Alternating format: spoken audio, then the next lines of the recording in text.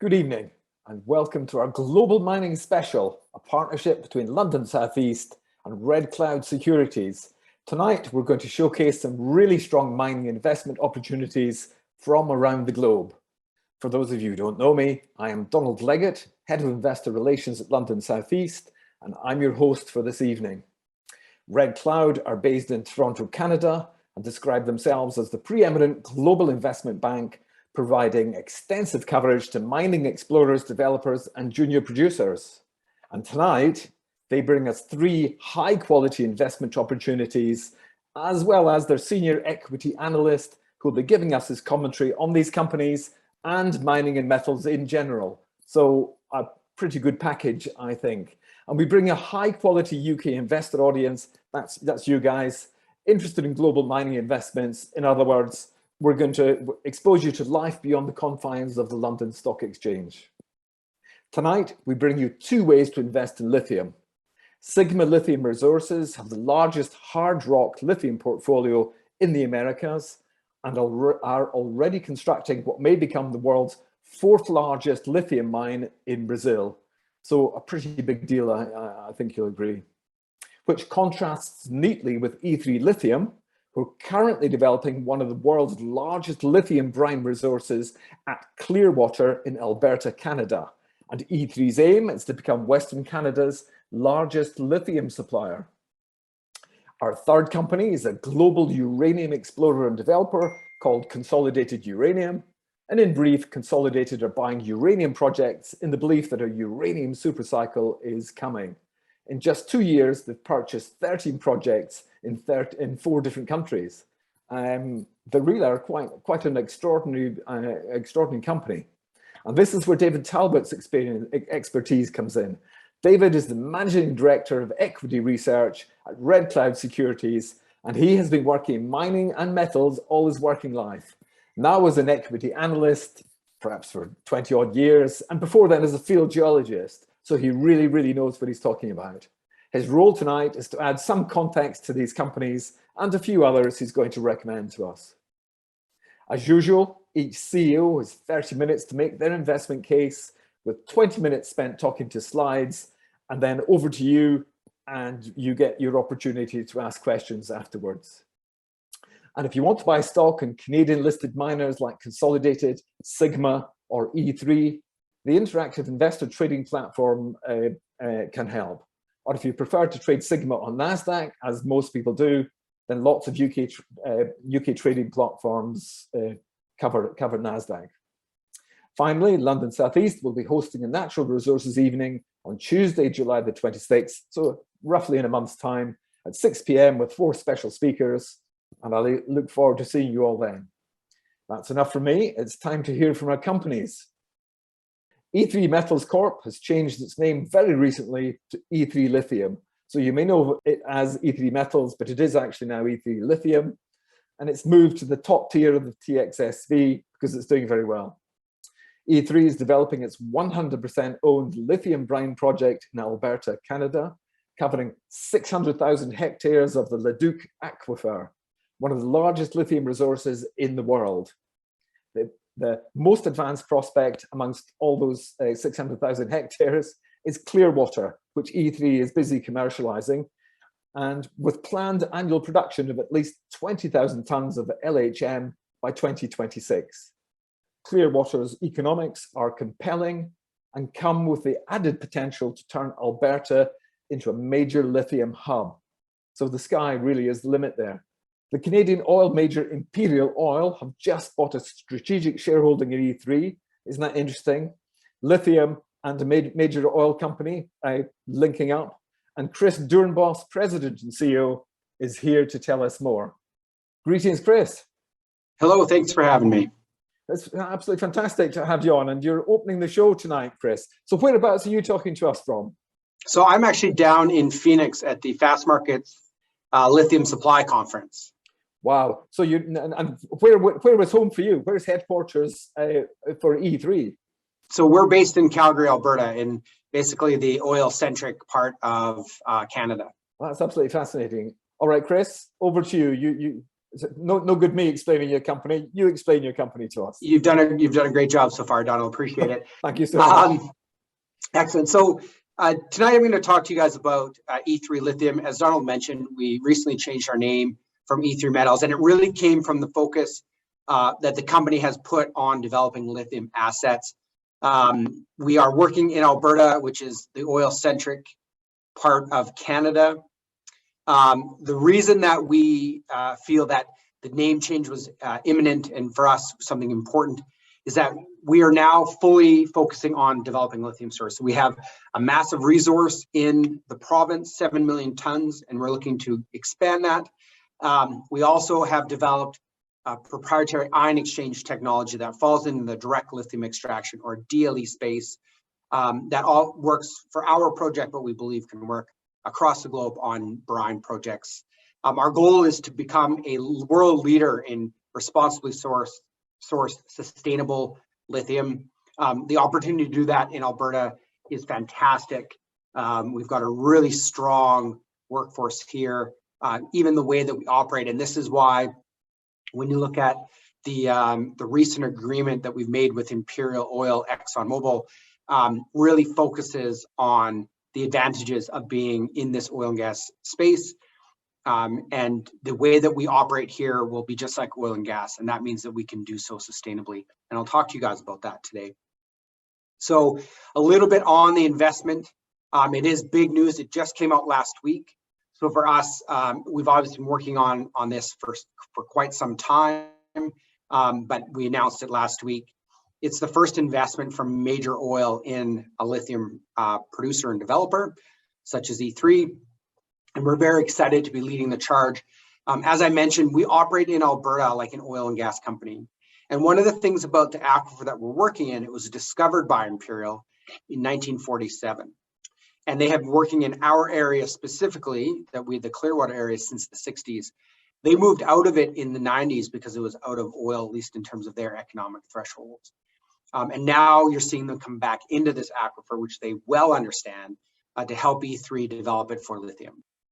So they brought $5 million US, but the big thing that they bring is their powerhouse technical expertise to the table to help us push this project through to commercial. We've also consolidated a land package, so we have an option on their freehold land in the area, so we brought that together into one consolidated land package. And obviously, the goal of this is to get a project in the Clearwater up commercially operating. E3 offers sort of two big pillars that we stand on as a company, and this is where we hone in on the lithium side of things.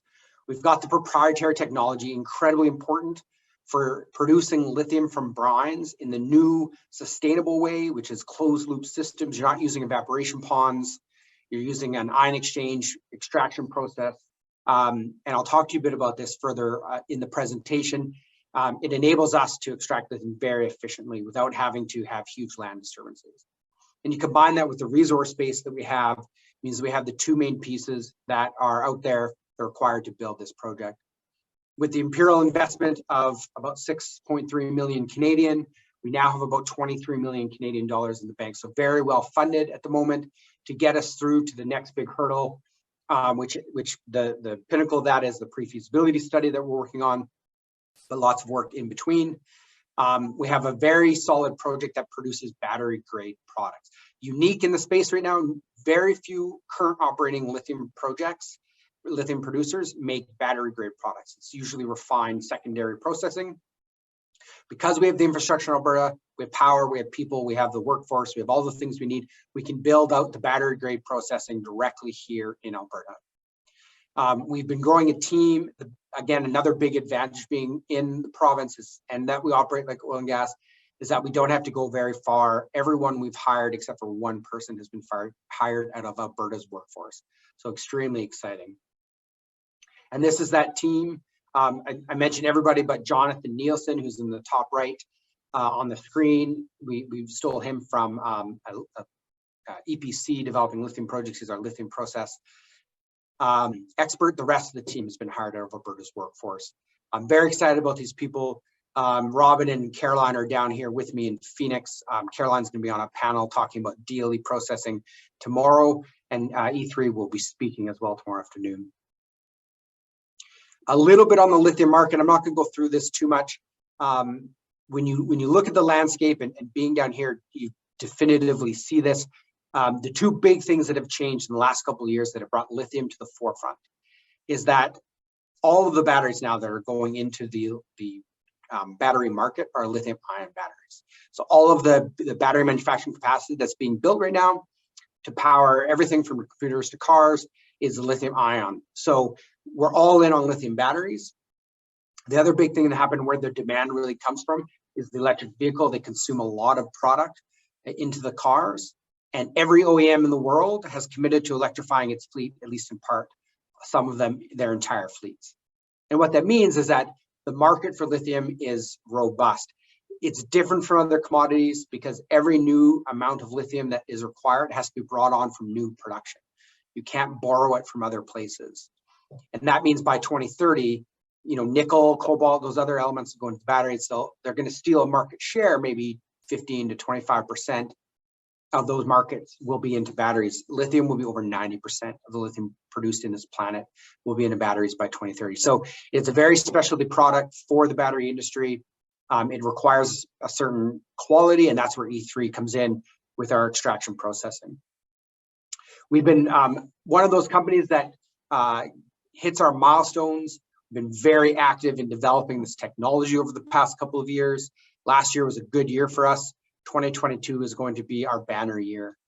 Started off with getting the prototype running in late last year, running it through the early part of this year. Obviously, we signed on with Imperial Exxon, and the milestones we have coming up are massive for the company.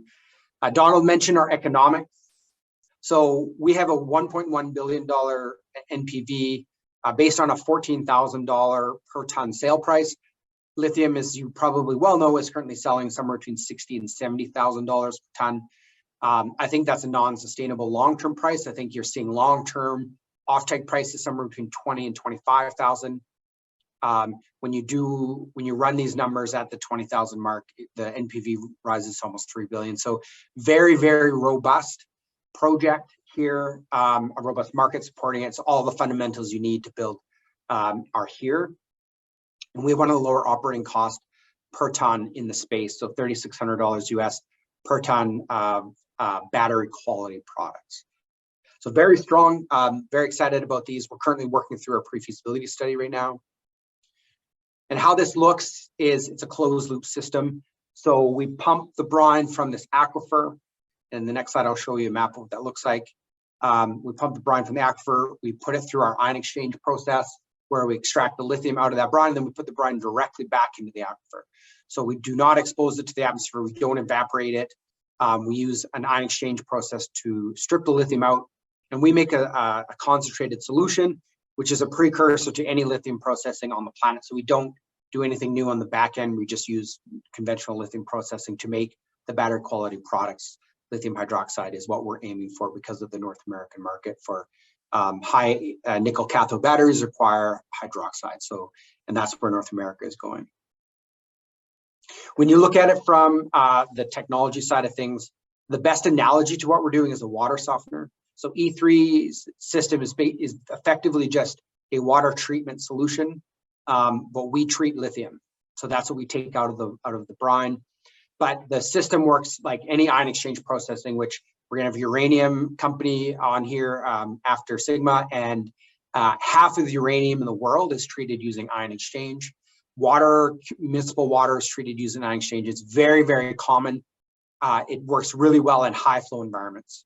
And that's why we like it, because we can flow lots of water across it. We can extract lithium over 90% recovery at 75 milligrams per liter, and we create a lithium concentrate that's higher grade. And it's really simple how this works.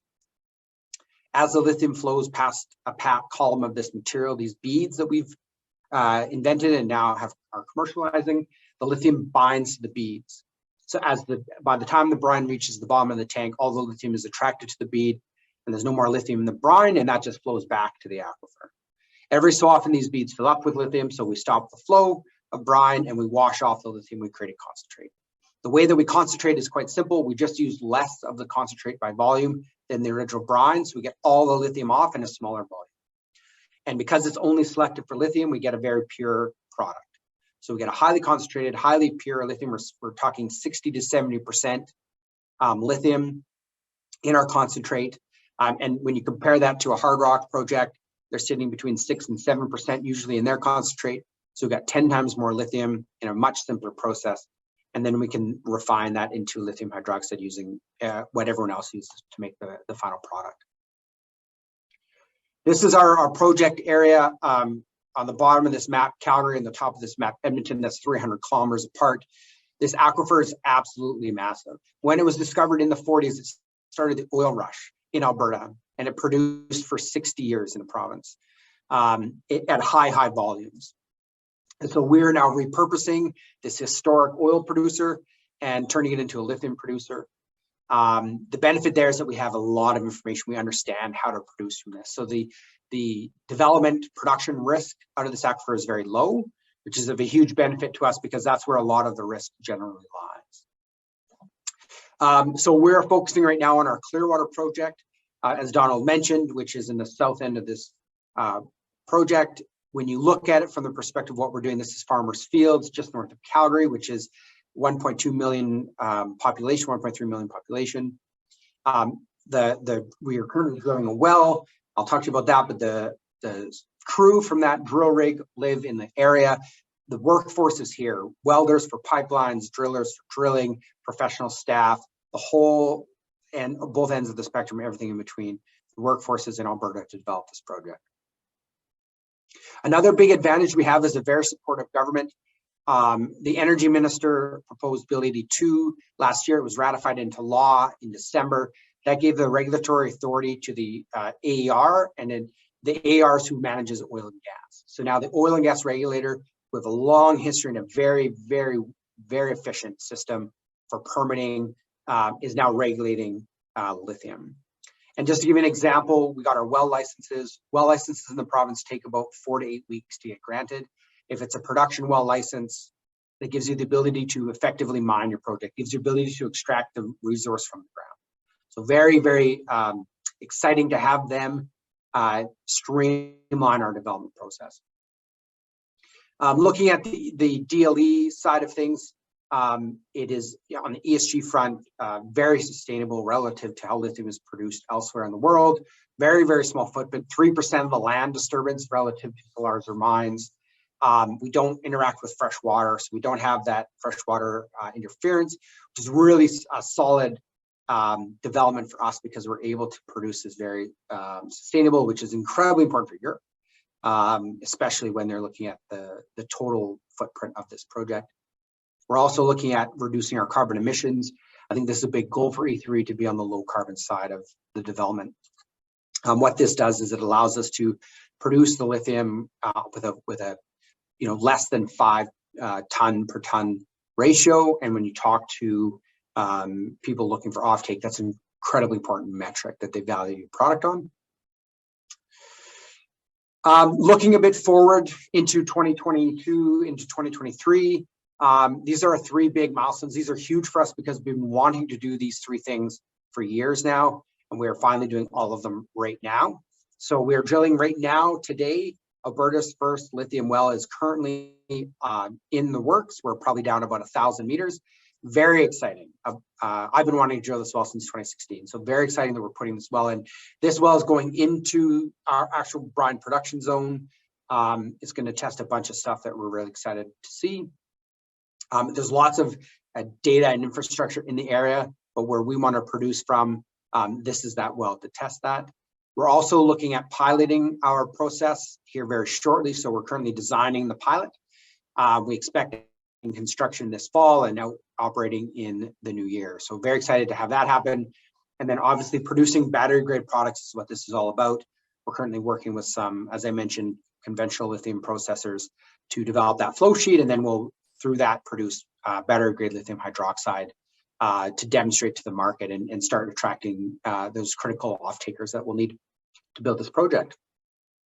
In the bigger picture, so 2022, obviously pretty pivotal. 2023, you'll see us upgrade M&I. So one of the other reasons to drill these wells is to get the confidence up in the resource so we can upgrade to measured indicated, means we can book the reserve in the pre-feasibility study. We hope to have that all out mid next year. So about this time next year, pre-fees, and then we go into the normal project development mode.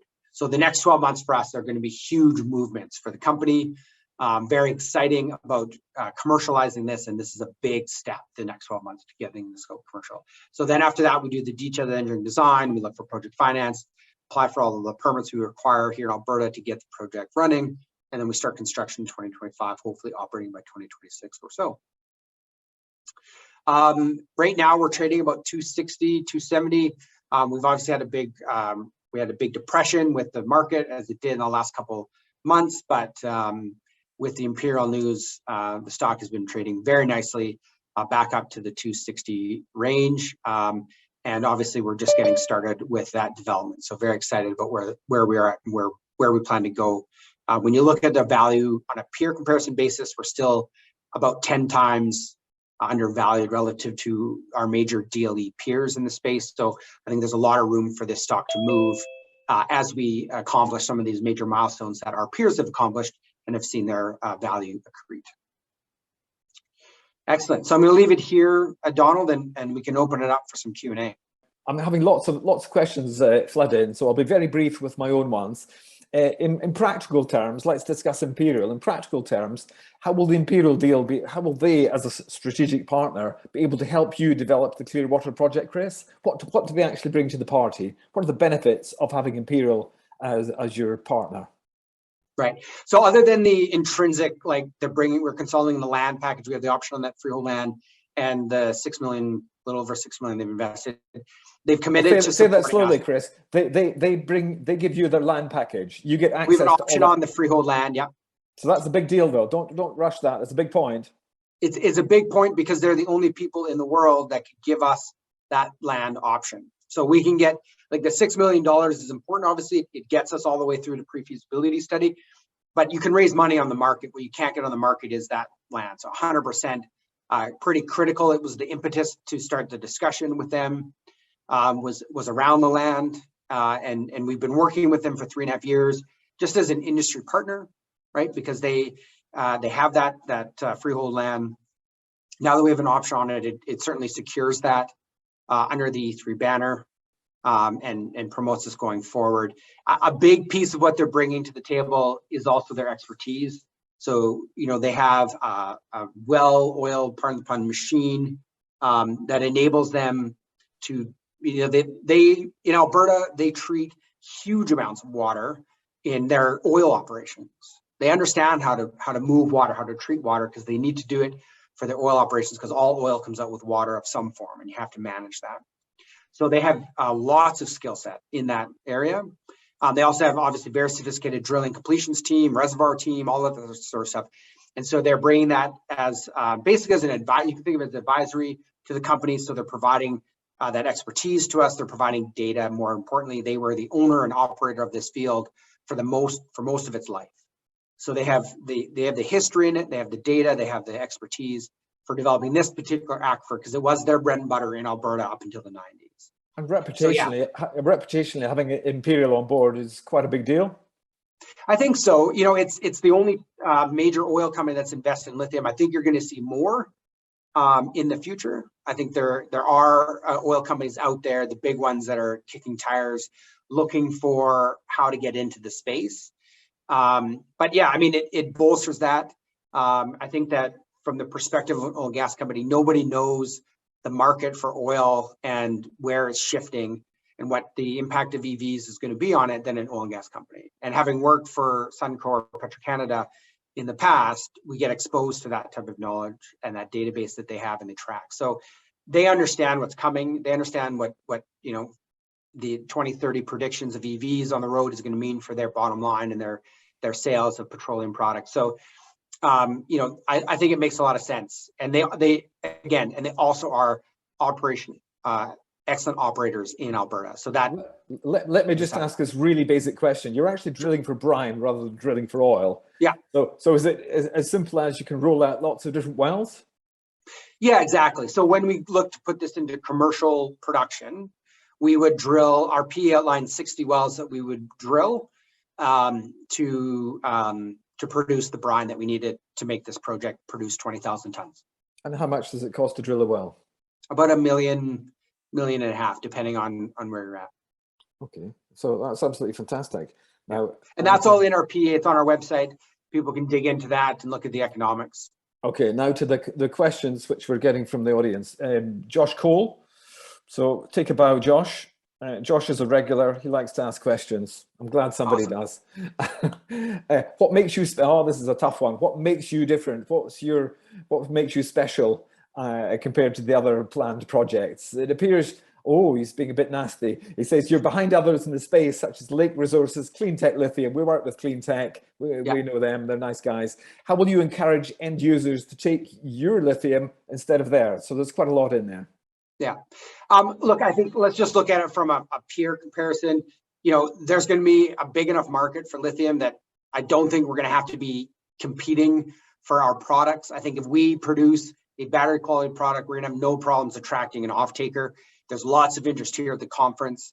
Obviously, having a big backer like Imperial Exxon bolsters that, brings a lot of confidence to the table from potential off-takers. So I don't think the supply side of things and finding that off-taker is going to be a challenge for us at all. We've been hesitant to sign anything because we want to get through a couple big hurdles like the pre-fees. For us, I think that's pivotal. Other companies have signed off-take agreements earlier than pre-fees, and I think for us, so we're just, when you look at us compared to Lake, you mentioned Lake, we're probably about a year behind them. And I think how we separate ourselves is that Lake is a resource company that is utilizing a technology from another company. E3 has both the technology and the resource. So we bolster both sides. We're going to get a better value because we have to pay a royalty or licensing fee on that license, on the technology, sorry. But we're about a year behind them. So when you look at, from a value perspective, when you look at, if you plot where Lake has achieved its value over time, it's in the next 12 months for E3. So if you're looking for a Lake version 2, something like that, where you can ride that advancement, I think that E3 offers that. Because it's just a time factor. It's just we've developed our own technology, so we spent the time and energy doing that. So that's your pitch. Look, invest in us, we're going to grow. 100%. I mean, it is, at this point in time, we're funded, we have the technology, we have all of the pieces. So it's just time at this point. Okay. Proving it out, demonstrating everything. Josh's second question, do you have singular access to the aquifer? It's tough sharing a basin, thinks Josh. Yep.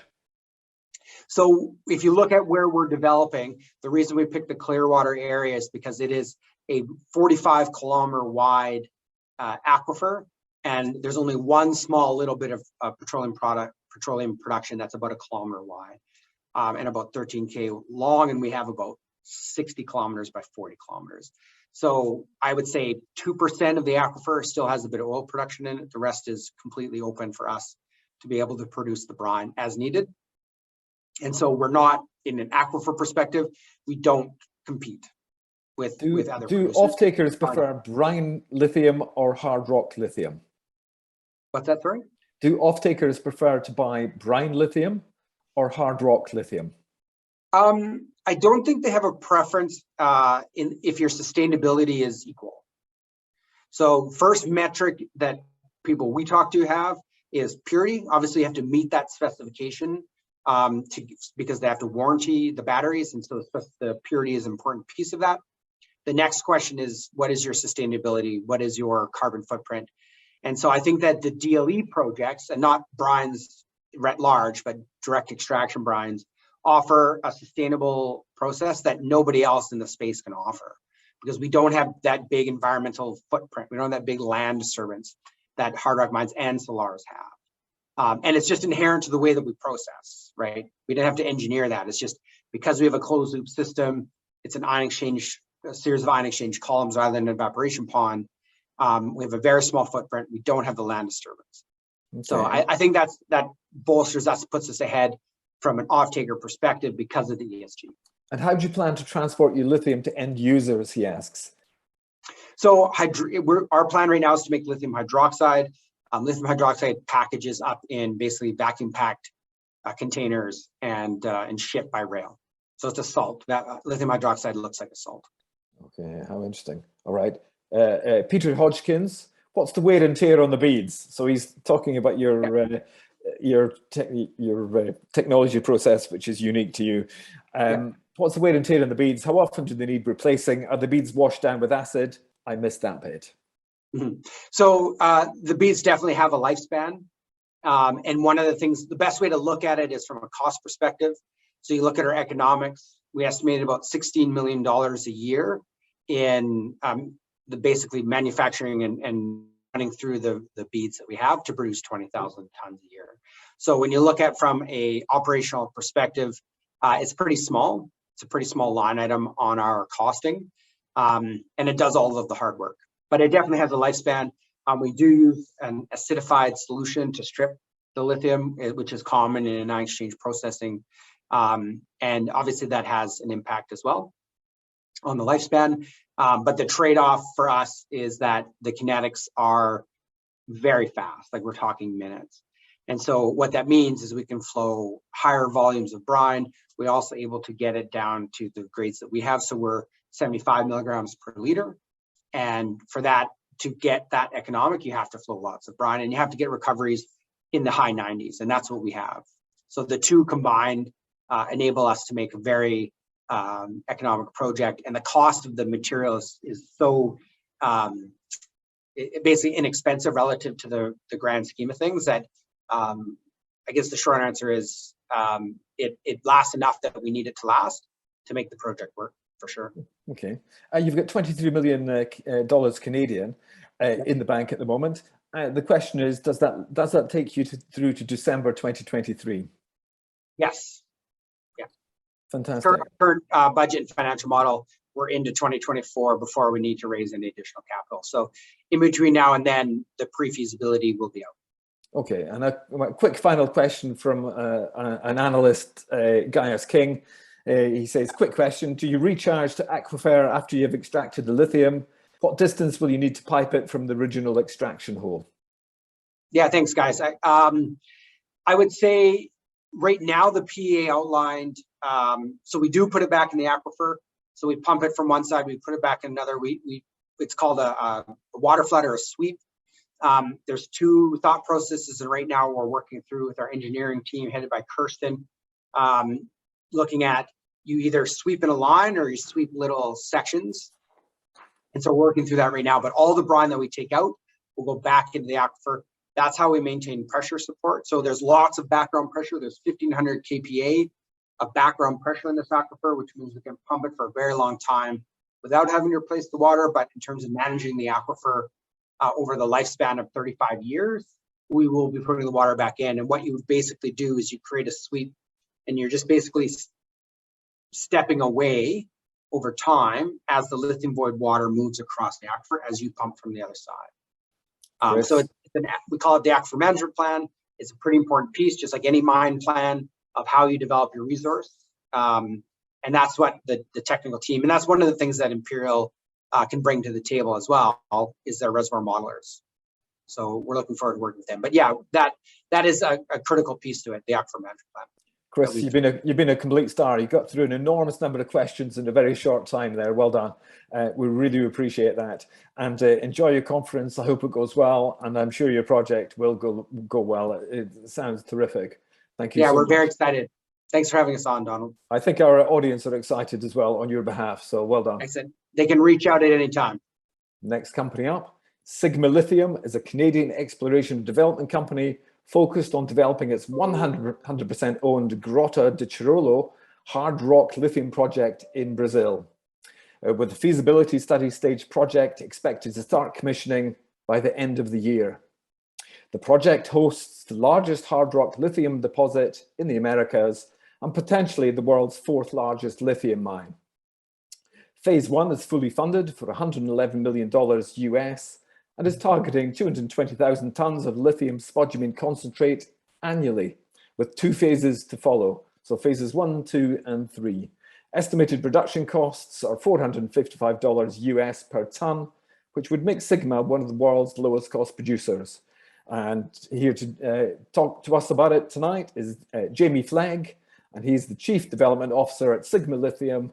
Welcome, Jamie. Thanks, Donald. Yeah, pleasure to be here. Yeah, it's good to have you. So we've got Brine Lithium, now we've got Hard Rock Lithium. So do you see yourselves as competitive or all working in the same industry, Jamie? No, look, you know, I was actually down in Washington, D.C. Last week for the Benchmark Minerals conference, and you know, the takeaway there was, you know, I use their supply-demand forecast, but you can pretty much pick your supply-demand forecast, and there simply isn't enough lithium that's going to be coming out to meet the demand that's coming from electric vehicles. So we need all of the material that we can get, and that includes, you know, leveraging on new technologies like what Chris is doing at E3. Okay, fantastic. Okay, so over to you. Tell us about Sigma. Sure. So I trust everyone can see the presentation now, Donald. Yep, absolutely. Off you go.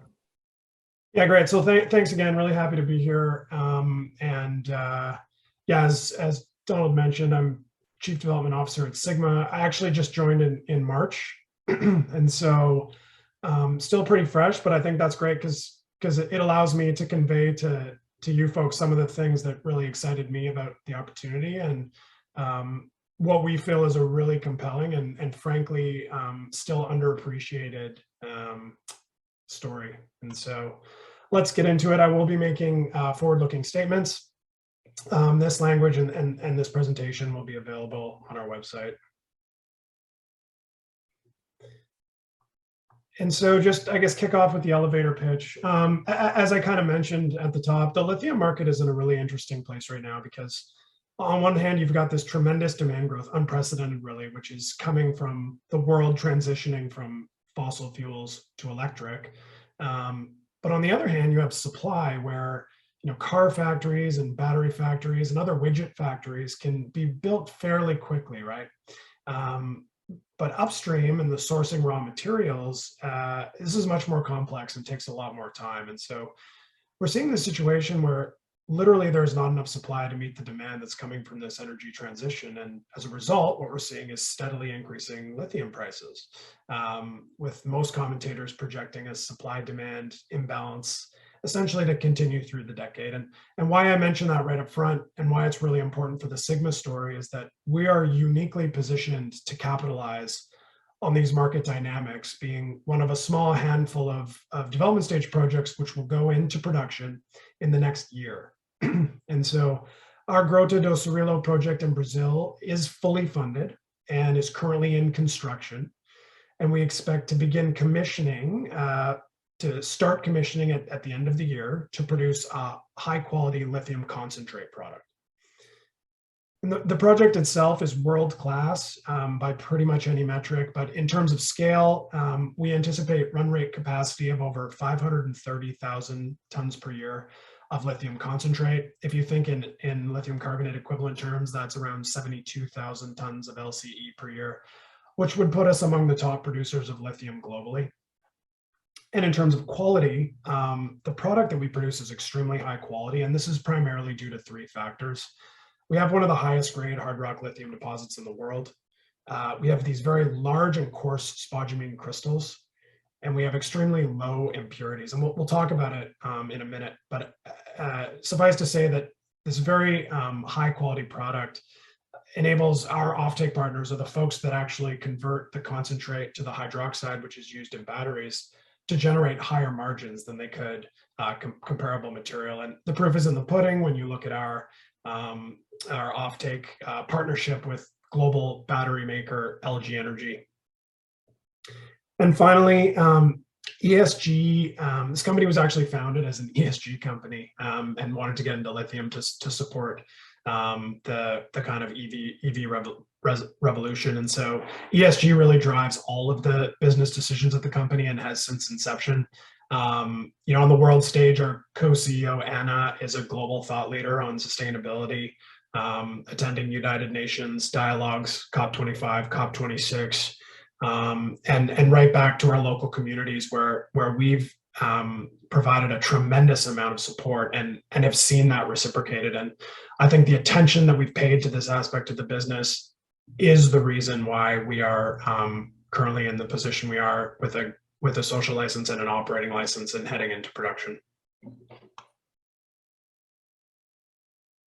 Oops. So just quickly by the numbers. So in late May, we announced an updated technical report, which included our combined phase 1 and phase 2 economics. What it included essentially was an updated feasibility study for phase 1 and a pre-feasibility study for phase 2. And that report can be found on SEDAR or on our website, and I would encourage everyone to go and take a read. And obviously this was a big catalyst for us, and we were really excited to get these numbers out because clearly they're extremely robust. And so phase 1, which is currently in construction, has remaining capex of, it's under 111 now, call it between US 100 and 110 million dollars as we're spending as we speak, and will produce an after-tax combined NPV of around US 5.1 billion dollars and an IRR of almost 600%. With annual free cash flow of just shy of 600 million US dollars. And so, these are exceptional numbers. And look, what it really comes down to is 1, very low capital intensity, 2, this project is large scale, and 3, extremely favorable margins. And so when you look at our all-in cost per ton, including shipping to China of $455 per ton, you can pretty much pick your spodumene concentrate price, and this project will generate tremendous margins. For our study, we use a curve, which comes from Benchmark Minerals. We use the hydroxide forecast, and it shakes out to an average price of about just north of $2,000 per ton. And if you compare that to the current spot price of spodumene concentrate, depending on the source, we're seeing around $6,000, $6,500 per ton. And so, again, just pointing to the fact that we're in a very, very favorable position, expecting production early next year. And then finally, I would emphasize that these numbers are just for phase 1 and phase 2. And the most recent announcement we had was last week when we announced our maiden phase 3 resource, which added an additional 27 million tons at 1.5% lithium oxide grades, which increased our total resource to around 86 million tons, mostly in measured and indicated. And so the next big catalyst for us would be putting economics around phase 3, which would be incremental to these numbers, which we expect to do in Q3.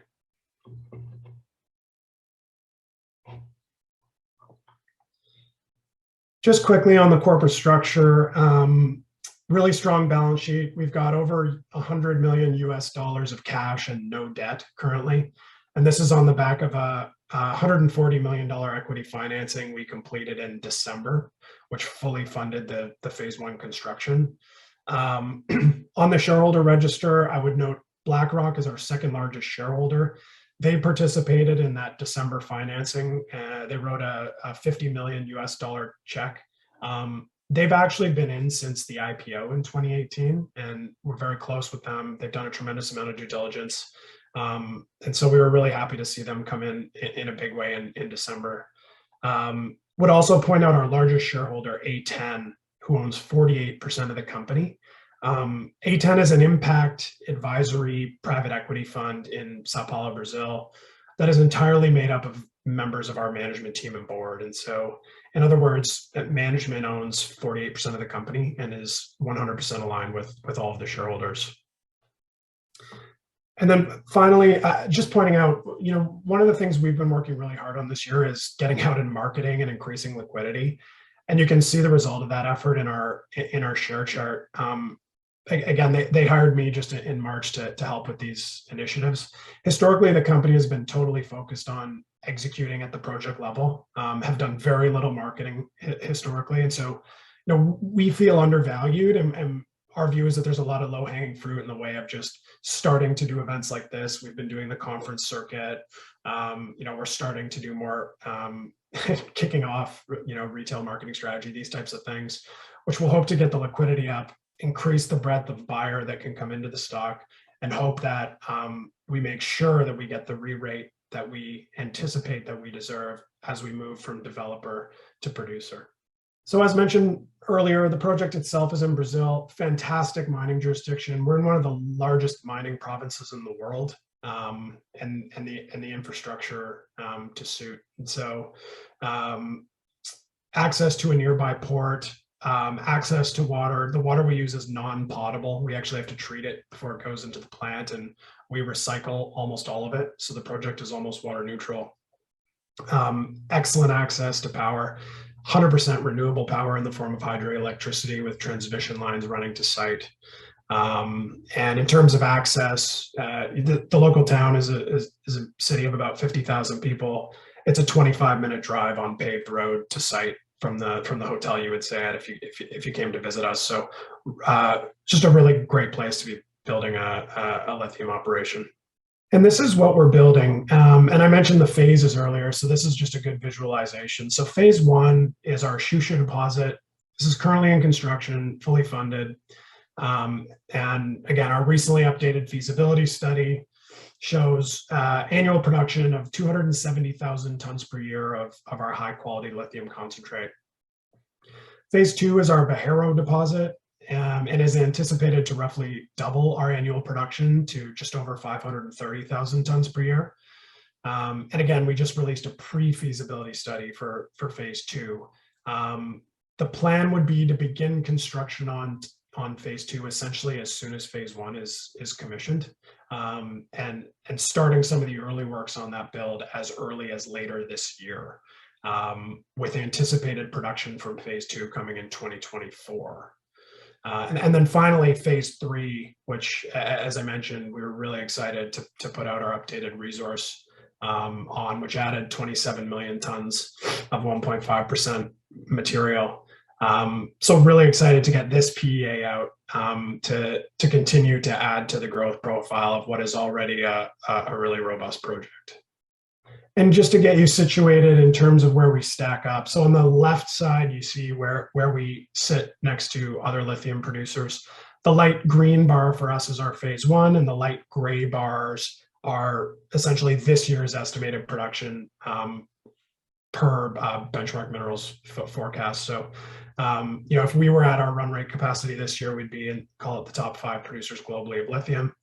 As everyone begins their expansions, which are shown in the dark gray bars, 2024 estimated production, our phase two expansion, which is in our dark green bar, keeps us among the top producers globally of lithium. So the point is, this is a globally relevant project that we're building. And the same holds true when you look on the right side of the page in terms of us next to the developers. There's only 3 projects that are going into production in the next year. It's ourselves, Core Lithium's underground hard rock mine in Australia, and Lithium America's Brine project in Argentina with Ganfeng. And so when you look at our production profile, our market cap, and our timeline to cash flow, we view that there's a disconnect in valuation, and that's before we would expect to see a re-rate once we have production.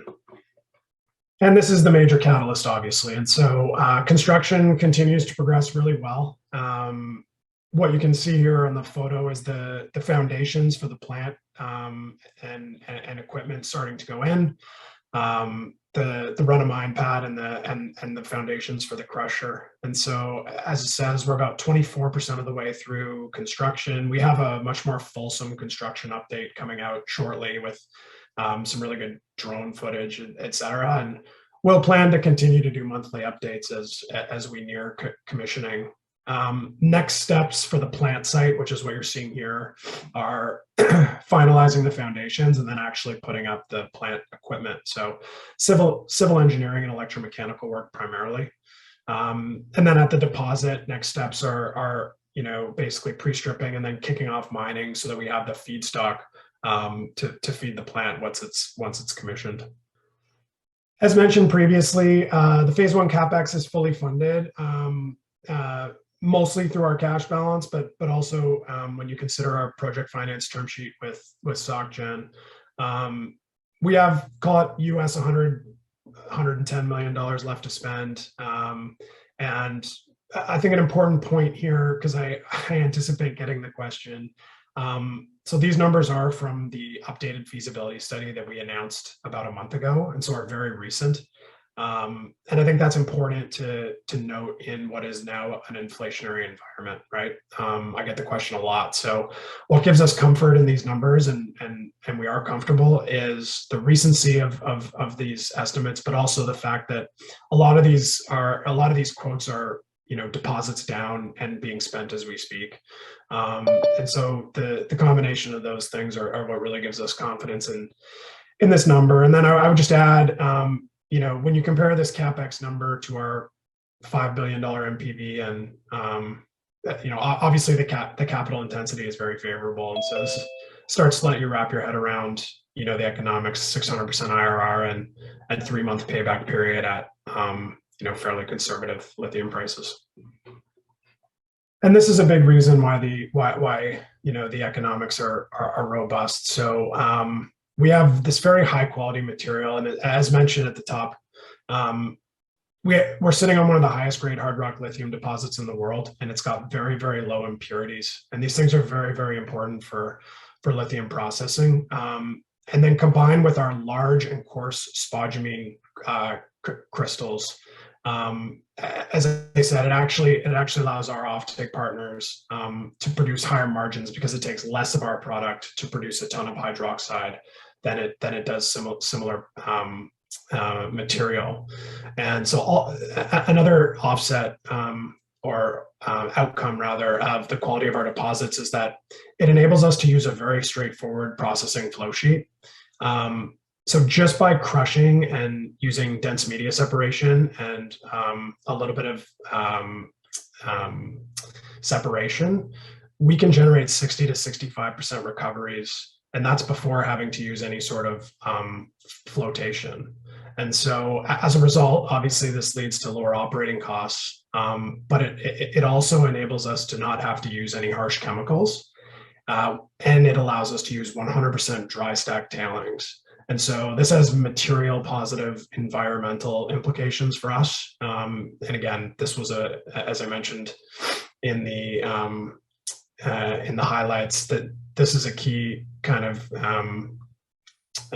part of our business, is being mindful of the environment in our local communities, but also in Brazil, which has had a history of challenges with tailings dams. This was huge in us getting our social license and operating license. And so again, just to summarize the phase 1 and 2 economics, I would encourage everyone, especially those who are more technical, to hop on CDAR and review the technical report, which is filed. But the salient points here are extremely robust economics at our $2,200 per ton average lithium price, which again is based on a curve, so it's higher in the early years and lower in the later years. A payback period of just 3 months.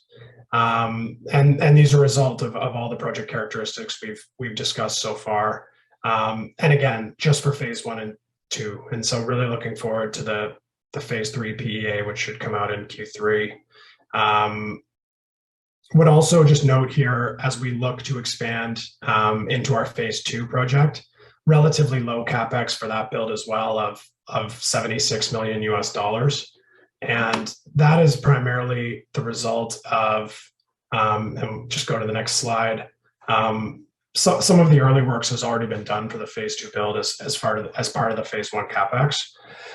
And essentially the phase 2 build is just a parallel line in the plant. So we'll also have the benefit of having already gone through the phase 1 build in terms of execution on phase 2.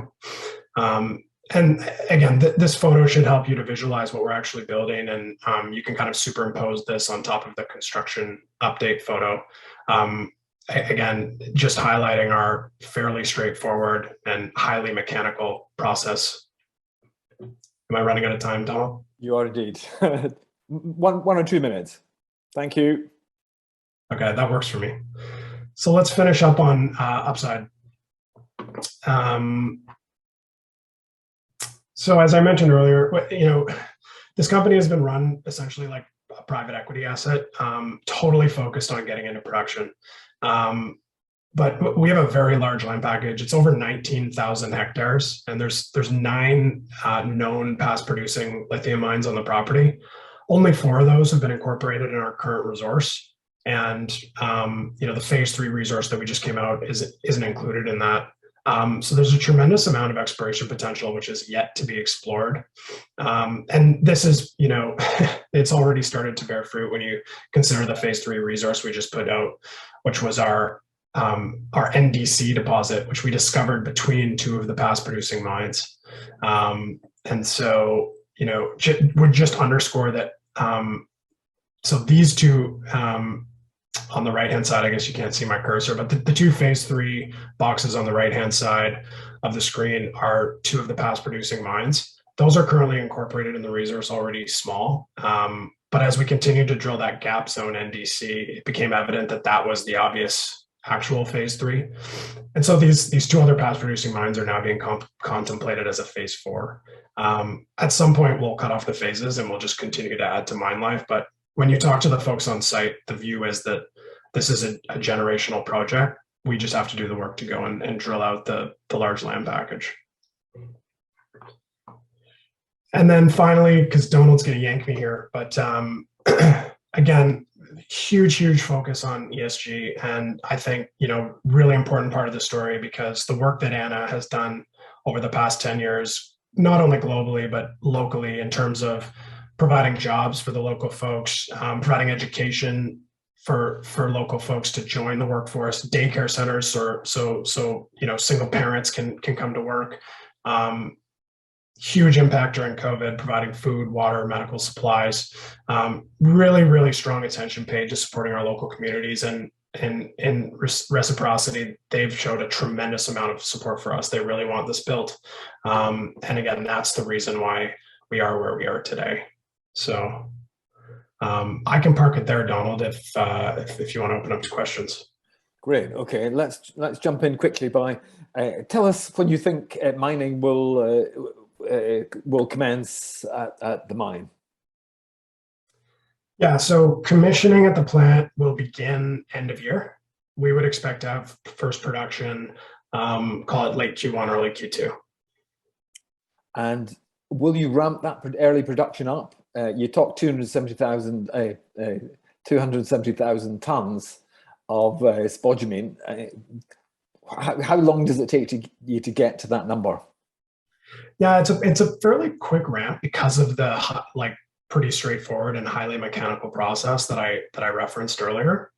So it's not like a typical, certainly nothing like a brine, and even not like a typical hard rock deposit, which would have flotation tanks. We would anticipate being able to ramp up to full. I think the commissioning timeline is 3 months, and then we would anticipate ramping up to full production capacity fairly quickly thereafter. Okay. Talk us through the offtake agreements you signed. I believe you've got 2 of them, one with LG Energy, one with Mitsui. How much are they for? Do they take the whole of the 270,000 tons? Talk us through those. Yeah, so our agreement with LG Energy is essentially it's a term sheet. We're working on definitive agreement. They have access to 60,000 tons of our phase 1 and 40,000 tons of our phase 2, so 100,000 tons total. We have the option to increase that to 150,000 tons. The way the pricing will work, and again, is discussions are ongoing, but what we have said is it will essentially track the floating hydroxide price based on an agreed platform, call it LME Fast Markets, and then we'll attribute a percentage to that, which is reflective of the current delta between hydroxide and spodumene concentrate price, which is currently around 9%, and that's the percentage we used in the technical report for our price assumptions. And can I be cheeky and ask you how much you expect to get for your offtake agreement price? How much are they talking about? Yeah, we're working on it. Commercially sensitive. Well, sorry, the hydroxide price it'll track floating hydroxide prices. But then what do you expect that to be then? Oh goodness, I don't know. Sorry, hard question. What's it today? 75,000 per ton or something like that. I don't know. Do you expect it to continue at 75,000 a ton? Yeah, look, if I had a crystal ball, life would be easier. But look, I think again, I just sat in a lithium conference in Washington, and it's very clear that the downstream is hungry and can move quickly and is moving quickly, and the upstream, who must provide the units for the downstream to flow, is the mining chemicals business, and is slow moving. And so there's an obvious discrepancy there. And if that holds, I don't see any reason why prices would decrease. Okay. You mentioned that, was it 3 other significant lithium mines are coming into production globally in 2023. Will this be a catalyst when you come online? Will that be a catalyst for the share price, do you think? Oh yeah, I mean, yeah, absolutely. So I think that's our biggest catalyst. Again, we feel that we trade at a discount to our developer peers. And you can argue the reason why. Again, our view is that we just haven't done the work to market the company. We have very low liquidity, even with the increased liquidity that we've seen, having done the work in the first part of the year. But once we actually get into production and start realizing the cash flows that this project should realize, it will become undeniable. And once the street starts to look at us on cash flow metrics, is when we start to look really, really cheap. And I think that is when the rubber will hit the road. And yes, we would anticipate a strong re-rate on the back of that achievement. So you told us that management hold 48% of the shares. How much of a free float is there? Is it the rest of that? I mean, BlackRock sound as though they're in for the long haul. So how much is available to retail? Yeah, look, it's probably somewhere between 30 and 50% float, depending on what you include in the kind of sticky hands. BlackRock owns, I think, 6 or 7%, and then there's some large high net worth and family offices that have been in since the very beginning and are very supportive. Some of those you would think would start to turn over. Have done tremendously well. I think we IPO'd at $2 in 2018.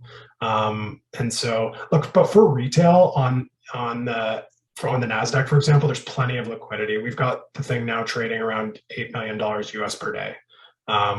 And so, check out the NASDAQ listing. Again, for retail specifically, there should be plenty of liquidity. The challenge with liquidity is getting more of the institutions to be able to build the positions they need to enter the story, because we don't have, near-term financing plans. And so we got to get the liquidity up so those folks can come in and buy. Okay, good answer. Thank you.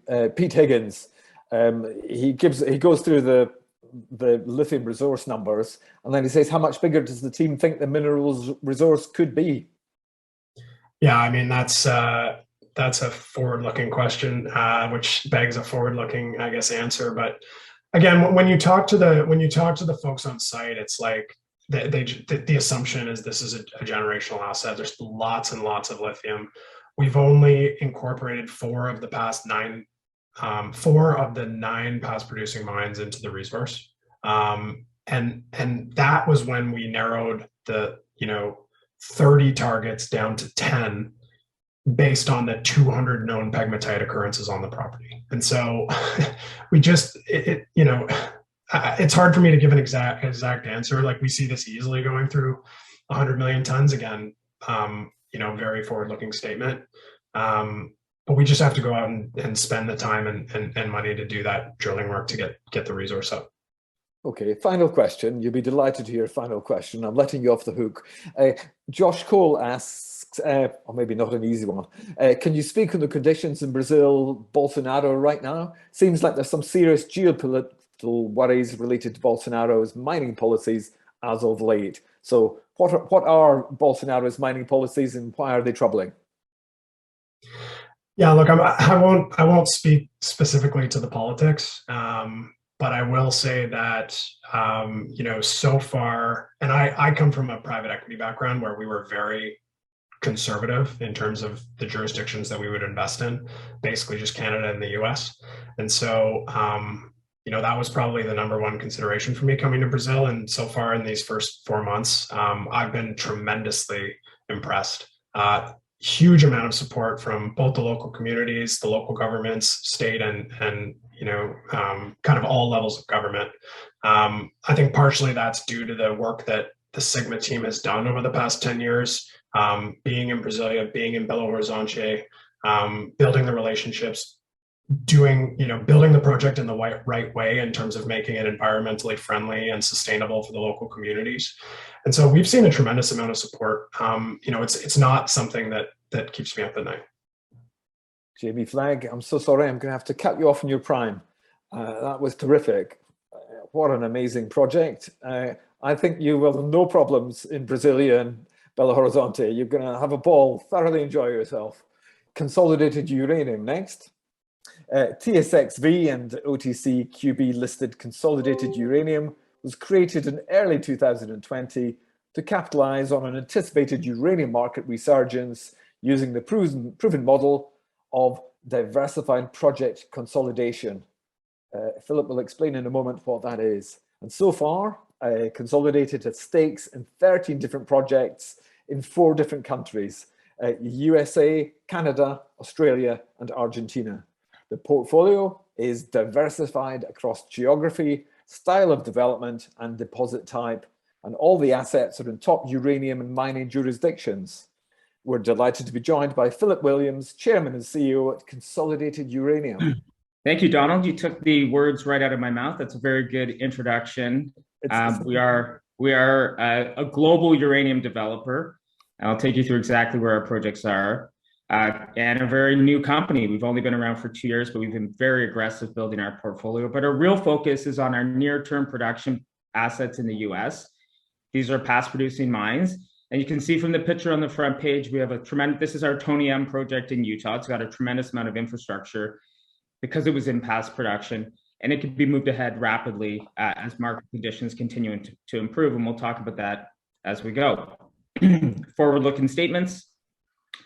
So when we started this company 2 years ago, it was really based on the following 3 tenets. It was the right strategy. So uranium had been in a 10-year bear market post-Fukushima, and we saw that was coming to an end. 2 years later, uranium prices have doubled, and we think that there's continuing strong tailwinds in the sector.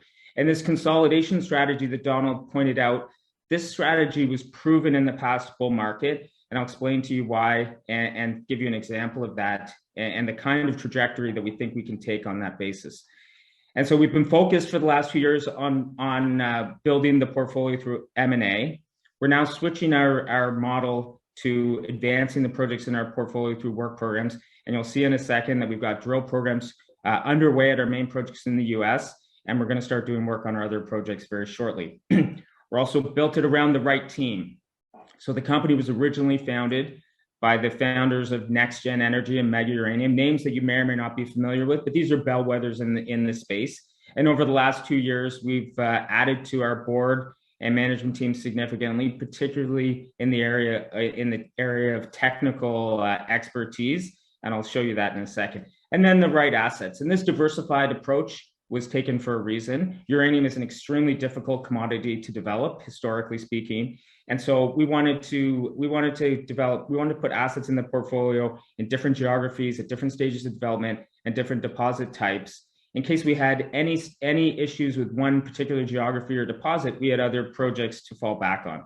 And as Donald pointed out, we're in top uranium and mining jurisdictions around the world, again, focused on the US. And we're also fully funded to execute on our business plan in front of us. And I'll show you that right now in the cap table. So you can see, we have had a very strong performance in the share price over the last 2 years, commensurate with the uranium market coming back, of course.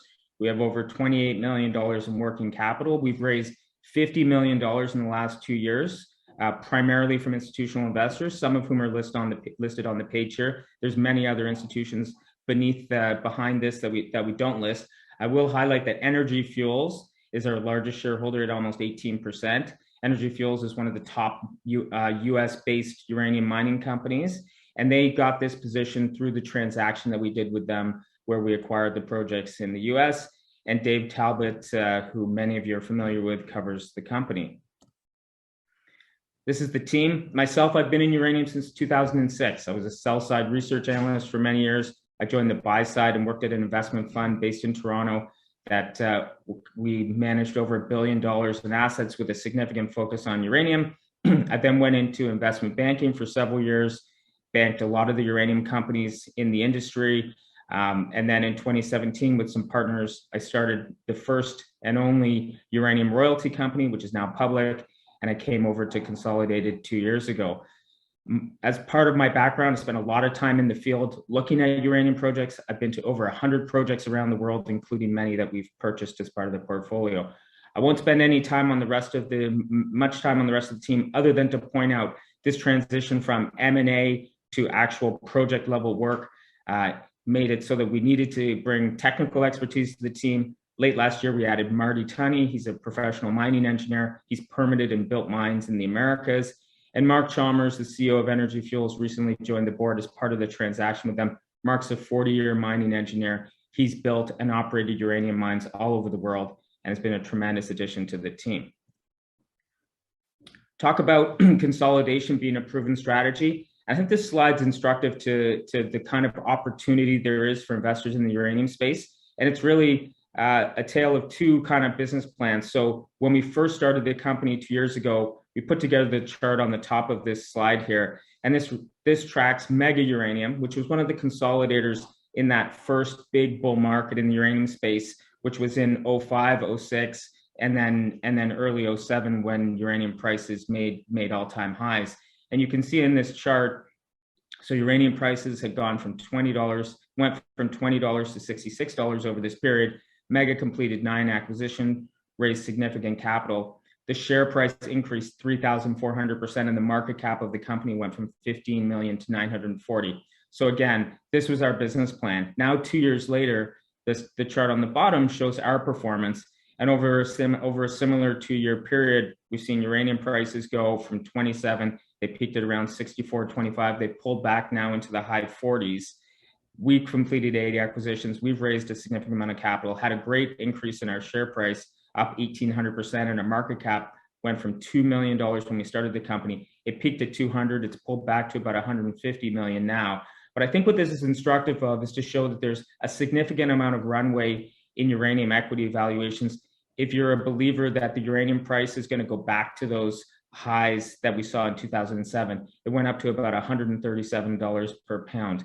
And that value increase potential is for our company and other names in the space, of course. Okay, so here we'll dig into the portfolio. This is the map of the world. We're in Canada, we're in Australia, we're in the US, we're in Argentina. Again, these are mining jurisdictions, these are nuclear jurisdictions, and these are jurisdictions with uranium mines. We've got a significant resource base across all of these projects at over 100 million pounds of uranium. We also have a significant vanadium resource, and vanadium and uranium are found together quite often around the world. 2 of our current projects have uranium and vanadium together. One project, which is in the blue there, Moran Lake, which is in Labrador, we recently spun that out into a new entity, Labrador Uranium. It's up and listed. It's raised nearly $20 million, and it's about to undertake an aggressive exploration program this year. And that's just instructive as to one of the ways that we can realize value from this significant portfolio. Our focus, as I pointed out from the beginning, is on the US projects, which are the ones in the dark green label with the white lettering. These are located in Utah and Colorado, and that's going to be the focus of the presentation. So let's get right into that. Here is a zoom in of the projects that we acquired. As I said, they're in Utah and Colorado. The primary projects that we're focused on are the Rim Mine, the Tony M Mine, and the Daneros Mine in southeastern Utah. It should be pointed out that Utah is an extremely mining-friendly jurisdiction. It ranks second only behind Nevada in the US in terms of states, in terms of favorability towards mining. And the points that I'd like you to take away from this slide as we walk through it are these are historic mines in prolific uranium districts. Many millions of pounds of uranium have been mined in this area over the years. And as being past producing mines, a significant amount of CapEx has already been spent on these projects. These projects were built and in operation in that past bull market. Over $100 million was spent on these.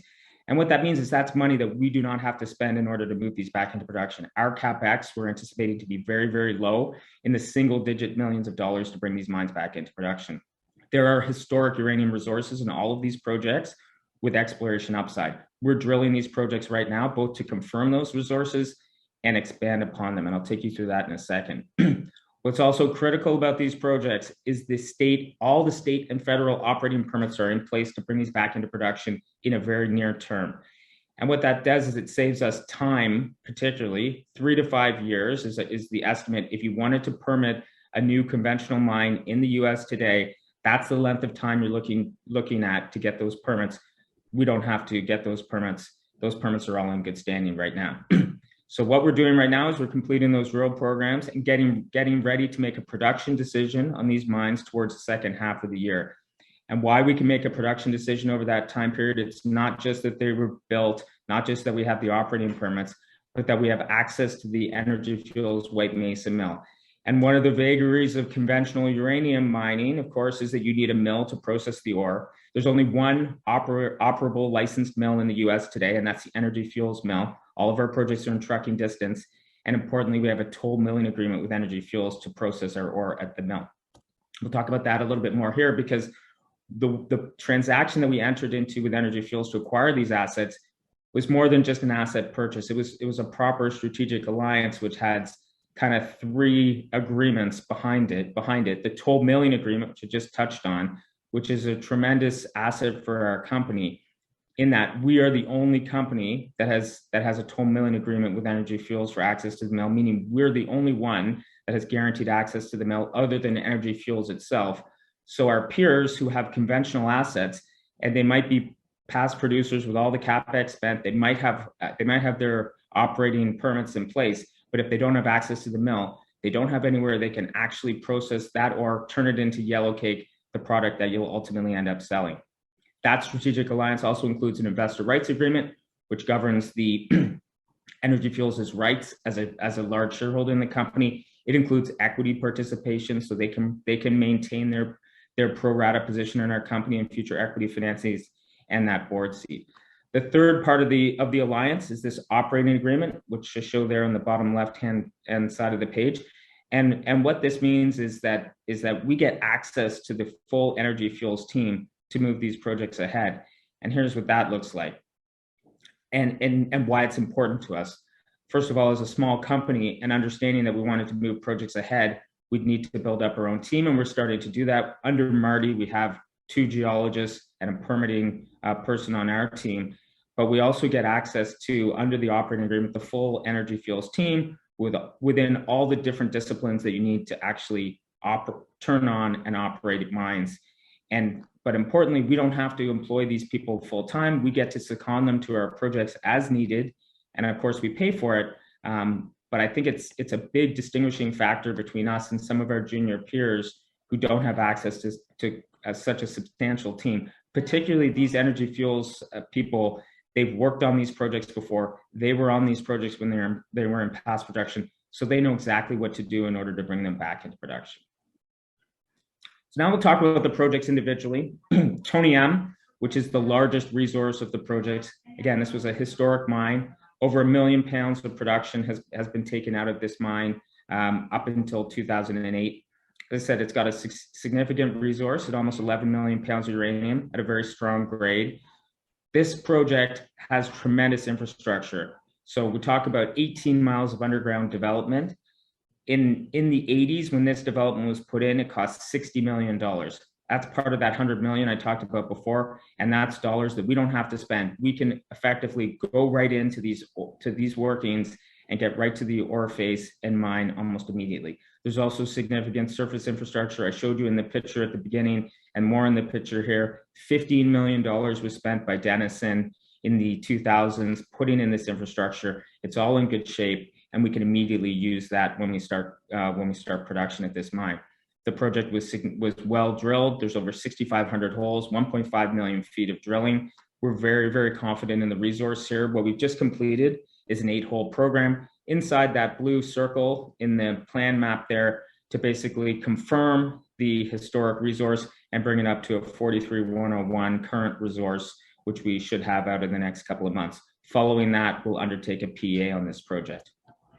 The second project, Doornbos, again, was in production in the past cycle. This mine closed down in 2013. 1 million pounds of historic production came out of this mine, and we believe there's a lot more to come out. Notwithstanding that the resource we quote here is quite small in terms of the absolute number of pounds at just under 200,000 pounds, we see tremendous exploration potential here. And we're going to send a rig in a couple of weeks down to this project to test that exploration potential. And just to highlight what that looks like, if you look at the plan map and you sort of see pink blobs and orange blobs within the pink, the orange is the historic resource that's quoted there. The pink is where we have historic results that are ore grade or widths that aren't captured in that resource. So our plan is to go in where this blue circle is here and drill some of the drill in those pink areas or offset those pink areas to test for exploration potential.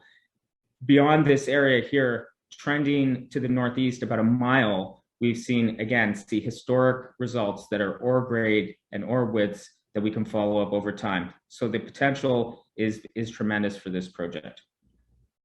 The third project is the Rim mine, again, a past producing mine. This mine shut down in 2009. Similar story to Doornbos in that it's a relatively small resource, but tremendous exploration potential. One thing I would highlight about this resource, and we talked about vanadium when I took you through the map, this project has very high-grade vanadium byproduct. At 1.8% vanadium, that would rank it as one of the highest grade vanadium projects in the world in its own right, not to mention the uranium grade, which would effectively double, the vanadium effectively doubles the uranium grade. We're drilling here right now in that blue circle. Again, it's similar story, pink blobs, orange blobs is the historic resource.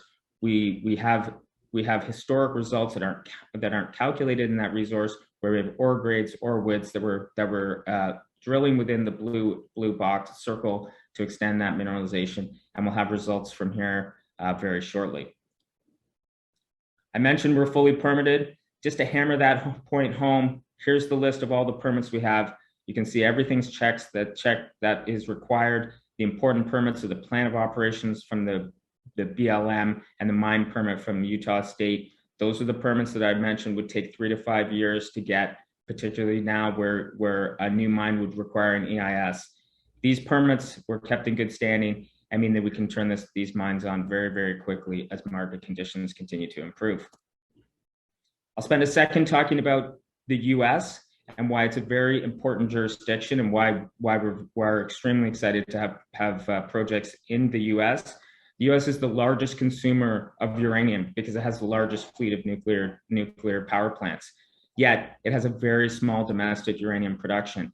And over the last few years, and particularly of late with everything that's happening geopolitically around the world, and security of domestic supplies become a hot button issue for the US. And a number of different initiatives have been launched to try to spur domestic production. Our projects would qualify for a lot of these programs as they come to pass.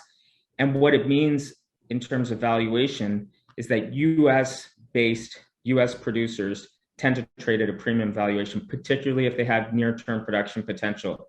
So what we have here is a very simple valuation table which shows enterprise value per pound of resource. And you can see, and I'll go through it in a bit more detail for those who might not be familiar with the individual names, but these three names on the left-hand side of the page, Ur-Energy, Energy Fuels, and UEC, these are the bellwethers of the US industry. These are companies that have licensed production, we're in past production, and generally regarded as the companies that will be back in production soonest. And so you can see they trade at a significant premium to the developer peers that are listed here on the right-hand side of the page in the green. And what we would argue is that not only don't we belong at the very bottom end of the range relative vis-a-vis the US developer peers, we are moving towards production. We have near-term production assets, so ultimately we should re-rate into the category with those three companies on the left-hand side of the page. And that's a function of us finishing these work programs and communicating to the market that our strategy is really to move these projects ahead into production. Not going to spend much time talking about the rest of the portfolio. We have projects, as you saw, in different countries at different stages of development, and we're going to start doing some work on these projects, particularly Argentina and Australia this year. And so there'll be news about those projects in the next few months. And really, that's what we say here in our catalyst slide. What you're going to see from the company are results from the U.S. projects and more direction about our timetable to move those ahead. You're going to see results from our Argentina project, and we're going to initiate work on our Australian projects. And I would also highlight that we're very busy evaluating new opportunities. M&A has picked up significantly in the uranium space. We've been very active in the last 2 years. We've done 8 different transactions. We'll continue to be active going forward. And I think the landscape's going to change significantly over the next year or two. And I think we'll be a big part of those changes. In summary, it's an attractive portfolio of uranium projects. We're in top-tier jurisdictions. We have high grade on a global scale with significant past expenditures at our projects and near-term production potential in the U.S. We're very busy evaluating new opportunities. And I think that if you use history as a guide, you'll see that we're going to be very busy going forward. We have a compelling valuation, and we're well funded to execute on our business plan, and we think outperform in the coming bull market. And we have a proven track record, again, not just based on what we've done over the last 2 years, but what the individuals on our team bring to the company.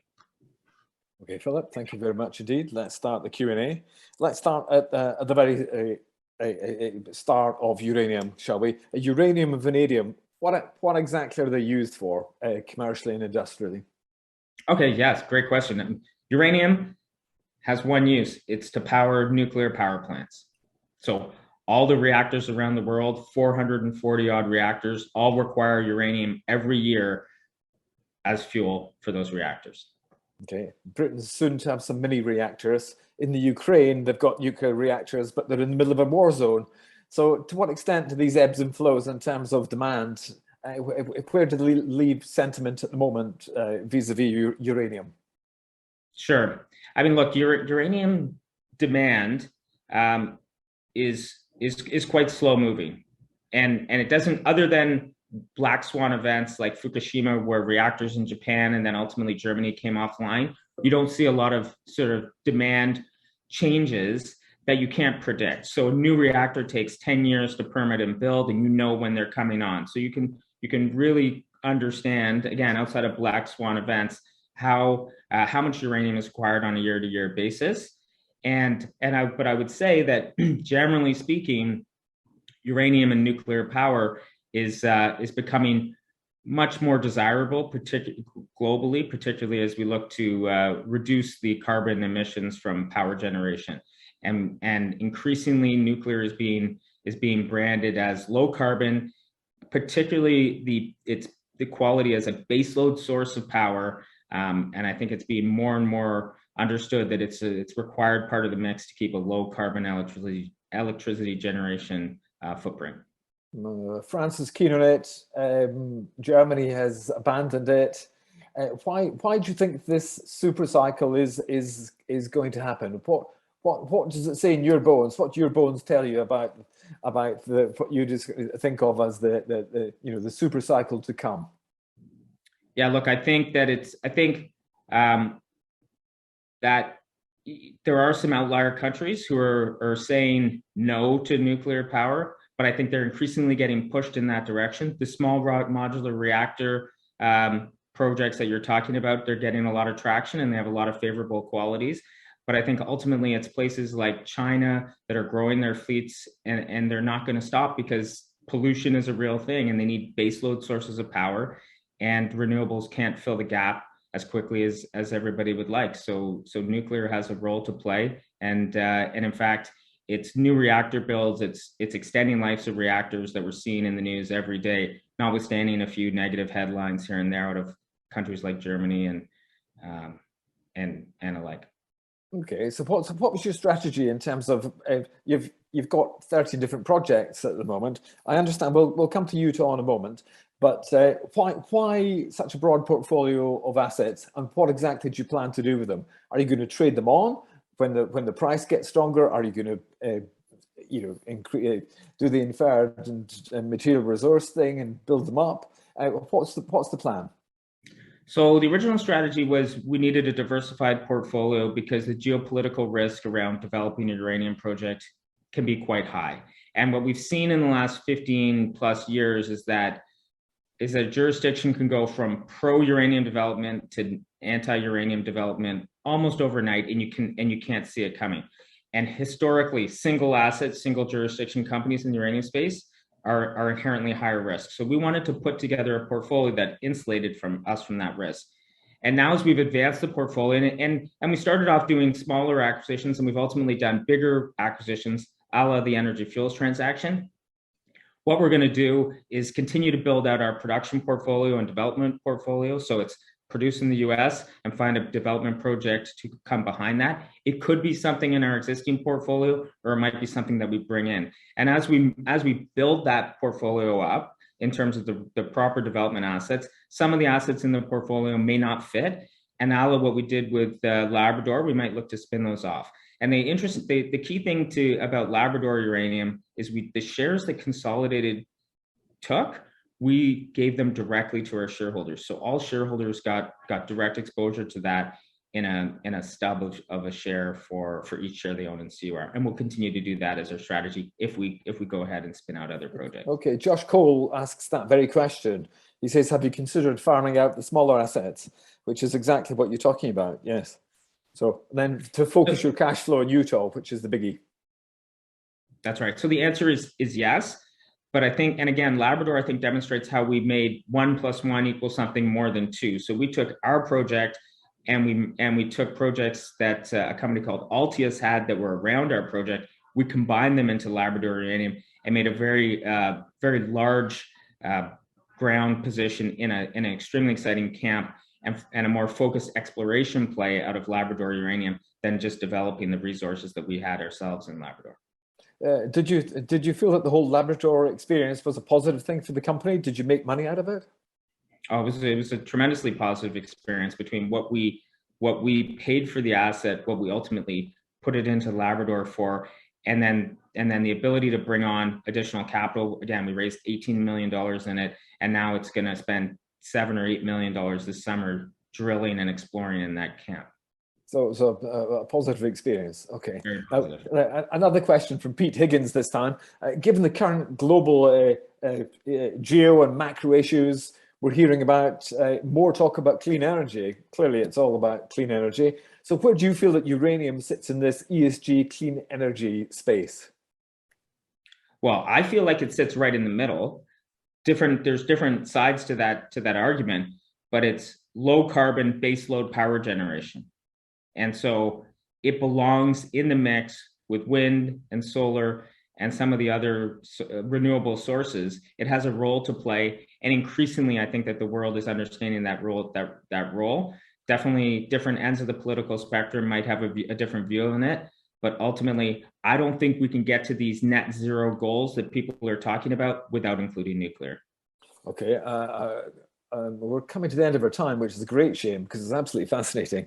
The bear market in uranium, what drove that, and what's to say it's not going to, the good times are not going to come back? I mean, look, it was driven by Fukushima. So we had a black swan event. We had a reactor go down, and ultimately Japan turned off all the reactors, and then other countries followed suit. We can't sort of necessarily plan for another black swan event, but what it has led to is it's led to 10 years or more of underinvestment in exploration and development in uranium.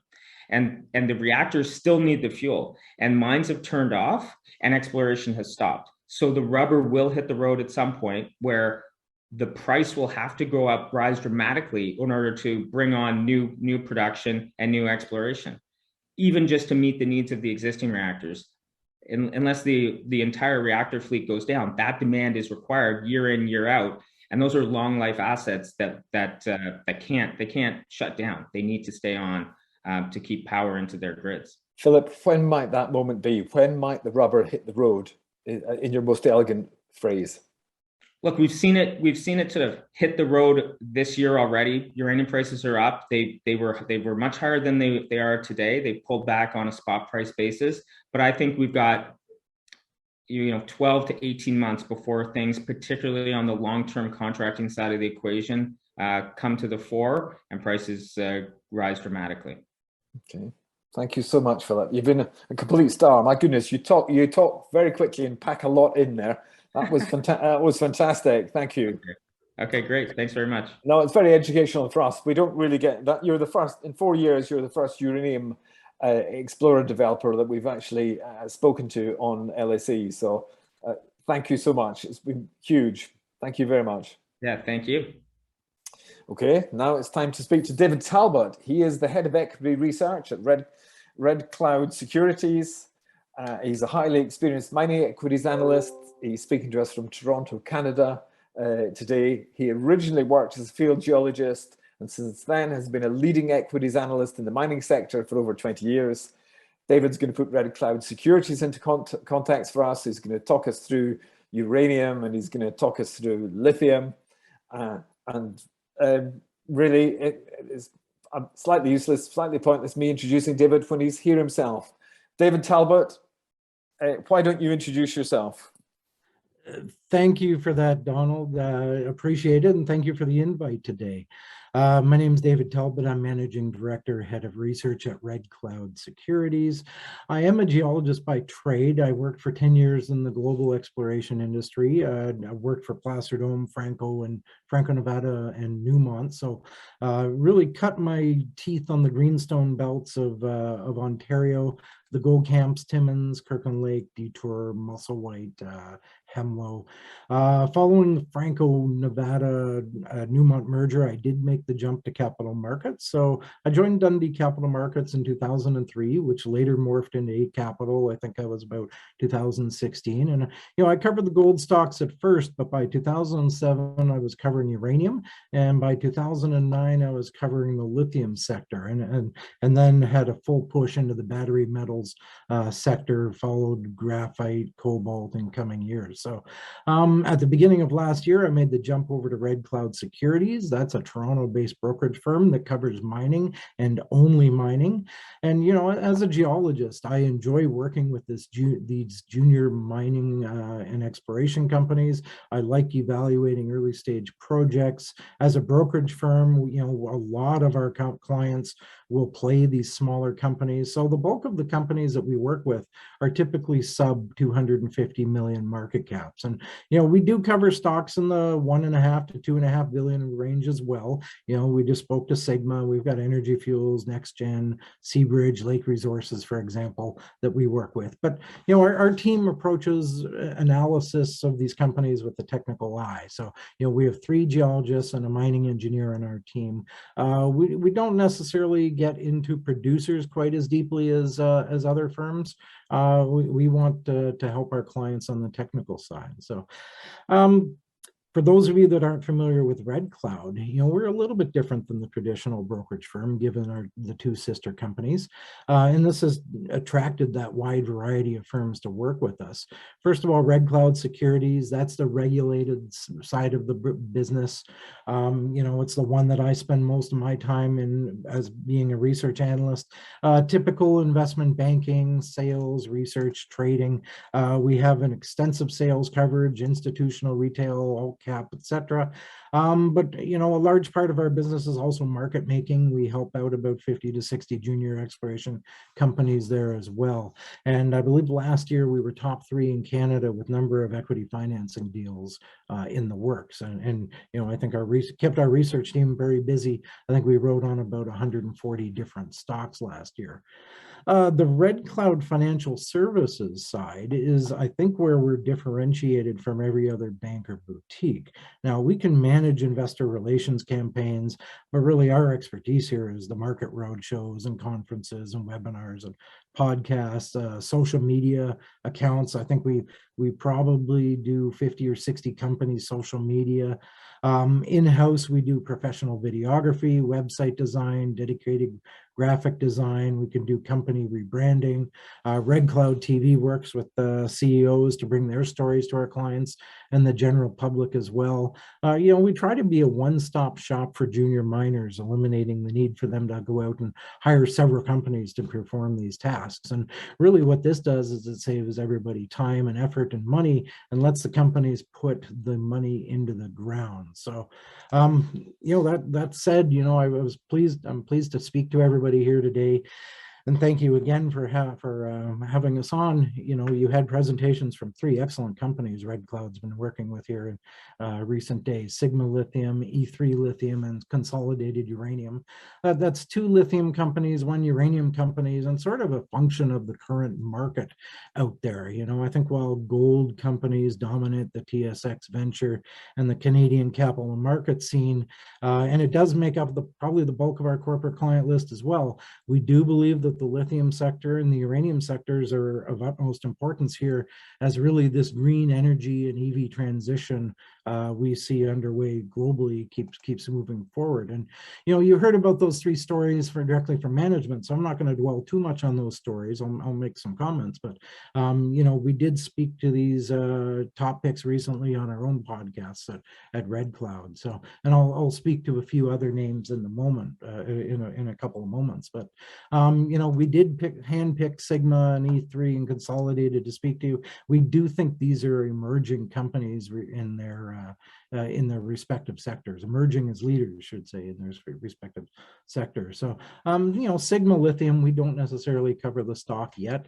We don't rate the stock, but this developer should be producing lithium spodumene concentrate in Brazil by the end of the year. And after expanding, what should be one of the highest grade, lowest cost lithium mines in the world by 2024, we could see Sigma emerge as probably the 4th largest lithium producer on the planet. And as you heard from Jamie, ESG is very important to this company. They're thought leaders in this aspect, and I do think there's a lot of resource upside there for the company.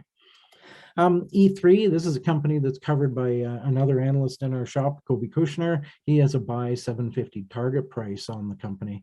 This company is entirely focused on becoming Western Canada's largest supplier of high purity battery grade lithium products. They recently announced that strategic collaboration, as you heard, that agreement with major oil producer Imperial Oil, and they're going to get technical support out of that. They're going to get access to land and investment dollars, but really that's a big stamp of approval. And we expect that news to draw attention not just from the mining industry, but also from oil and gas investors. So that could be new eyeballs that are coming down the pipeline here. So, and then we also recommend Consolidated Uranium with a buy, and we have a 415 target price on that stock. And that is an investment banking client of our firm. But you heard from Phil how he's advancing 3 mines in the USA towards production. It doesn't look like they're going to need much startup capital, and likely can get back into production in short order once they get the go decision. And they have that exclusive toll milling agreement with Energy Fuels White Mesa Mill, which is the only conventional mill that's active in the US. And that should really help re-rate the company from consolidator to uranium producer. So, one of the key themes in mining and exploration these days is the ongoing EV revolution that's underway, and the elements that are required for that revolution. So, EVs are essentially being built or planned by most of the OEMs in the automotive sector. This is one part sort of emergent technology and one part environmental stewardship. There's about 17 countries that are looking to ban internal combustion engines. That represents about 13% of global car sales. Includes Canada, several US states, several countries in Europe, including UK and Germany, amongst others. And while China doesn't necessarily have formal banishment date outside of Hainan province, the country is certainly well down the EV path and is certainly a leader. And there's a lot of competition in actually trying to get raw materials You know, because China's, let's face it, they've got first mover status here. So, you know, some of these countries that are banning ICE vehicles here, they're also some of the key countries that build cars, you know, Canada, US, Germany, UK. So, you know, essentially build it and they will come. And ultimately, we think that as EV penetration increases, manufacturing costs should decline, and that'll mean more product is being sold in these countries where the cars are being built. So what does this mean? Really, this means more lithium-ion batteries. And, you know, you heard the name Benchmark Mineral Intelligence. They're a think tank out of the UK. And, you know, they suggest there were over 150 billion worth of investment last year in battery gigafactories. And that's about 60% growth year over year. And it's about double where we were in January 2020. So this is really driving the high annual compounded growth rates for battery raw materials. And if you look at BMI's numbers, you know, they put those CAGRs at, you know, through 2030 at about 18% annually for lithium, 17% for natural flake graphite, 11% for cobalt, 5% for nickel. So, you know, we previously said at Red Cloud, you know, that raw material costs may impact future demand. So really action needs to be taken now to develop these projects so we don't have to worry about gaps in the midterm supply. A little bit about lithium prices. You know, we don't necessarily believe that a lithium carbonate price of $70,000 a ton is sustainable here, you know, especially with prices being over 10 times the cost of producing LCE.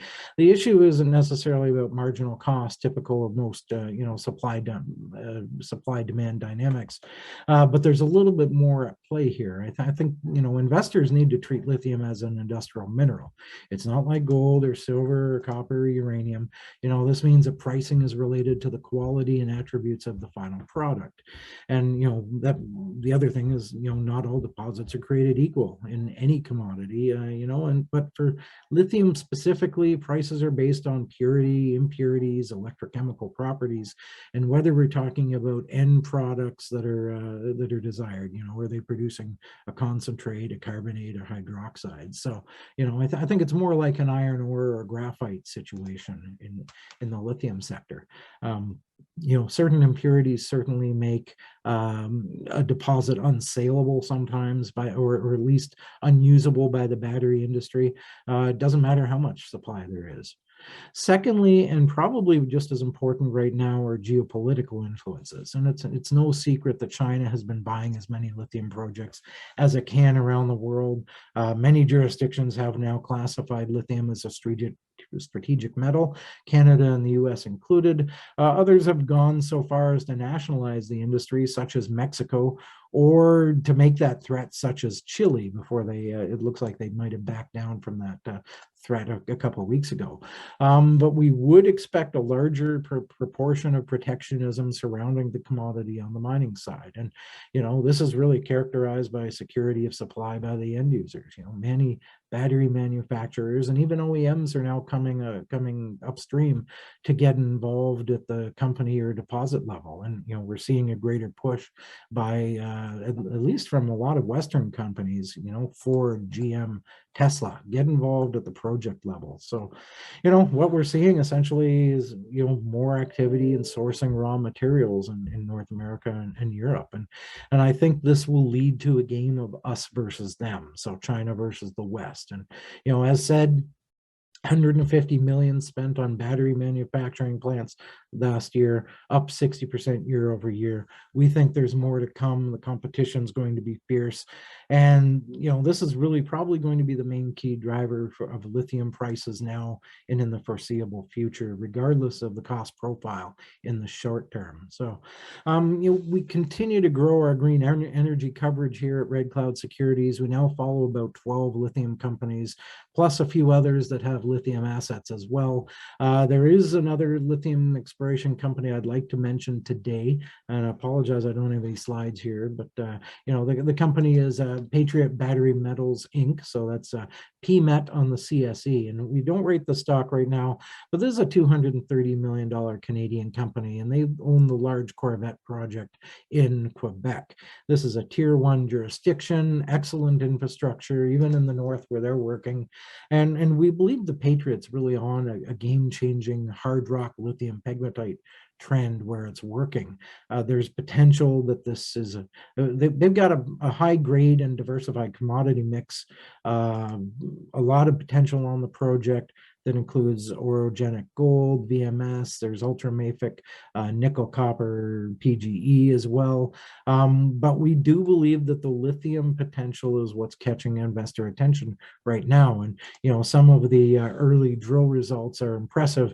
And just recently they reported 1.22% Li2O over 152.8 meters last week. That's the best drill hole to date. And, rule of thumb, anything near 1% should help create a good concentrate, assuming the con doesn't have too much mica or iron in it. So, but it's certainly a good place to start. And, the better the concentrate, maybe the cheaper it is to produce. You might not need your flotation circuit. Maybe you can just do dense media separation. So, the company continues to work this project. It's up in, near some of the other large Quebec hard rock deposits, including James Bay, Whabouchi, Rose, Mobilin's up there as well.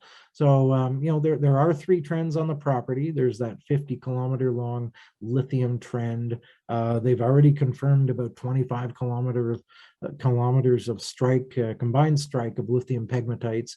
There's also a 25-kilometer long gold trend and a 20-kilometer long copper, gold, silver trend. So lots for this company to do.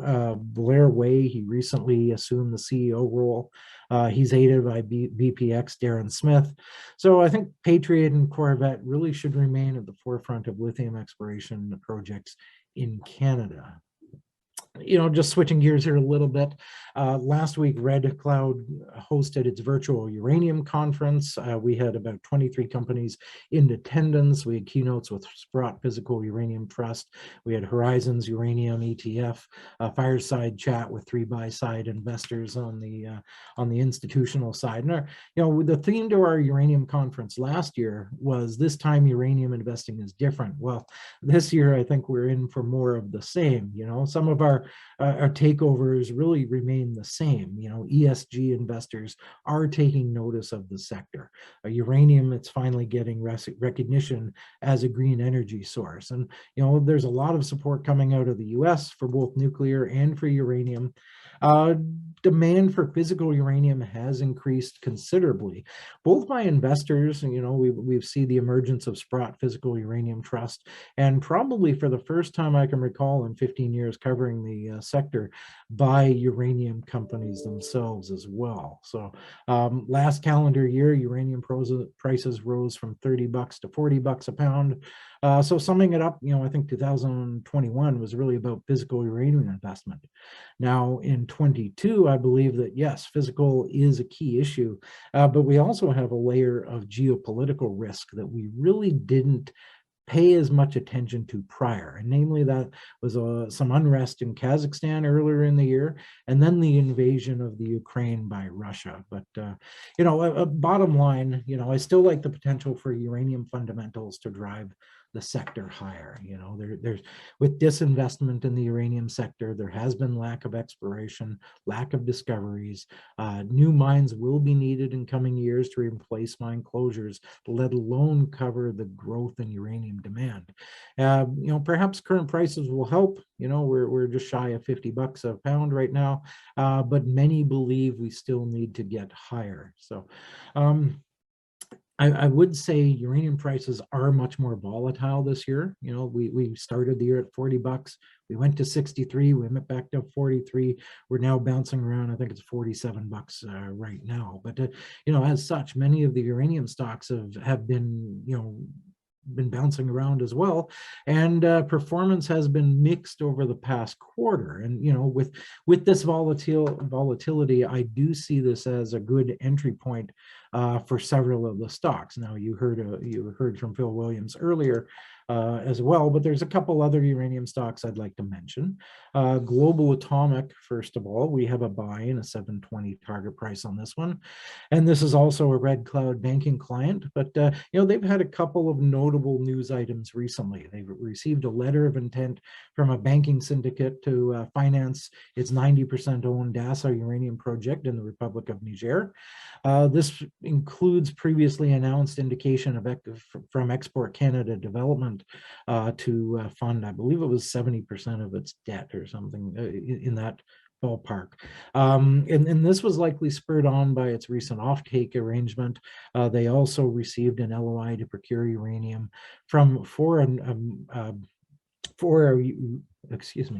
they signed an LOI to provide uranium to a major North American nuclear utility. They need to sign those, but really the offer represents about 2.1 million pounds over 6 years. So, and it appears to have, we were spot market related, have floors and ceilings. So relatively small deal, it represents maybe 7% of Dasa production over that time period, but certainly it's a strong stamp of approval and may help support debt financing as well. And we expect an updated resource here, mine plan towards the end of the year, which really should provide significant improvements to phase 1 economics. So overall, Global remains on track for commercial production by late 2024. And Dasa is one of the largest, highest grade uranium development projects outside the Athabasca Basin in the world. It's got almost 150 million pounds, grading 0.4%. Phase 1 plans to produce only cover about 44 million pounds, grading about 0.7%, so nice high grade.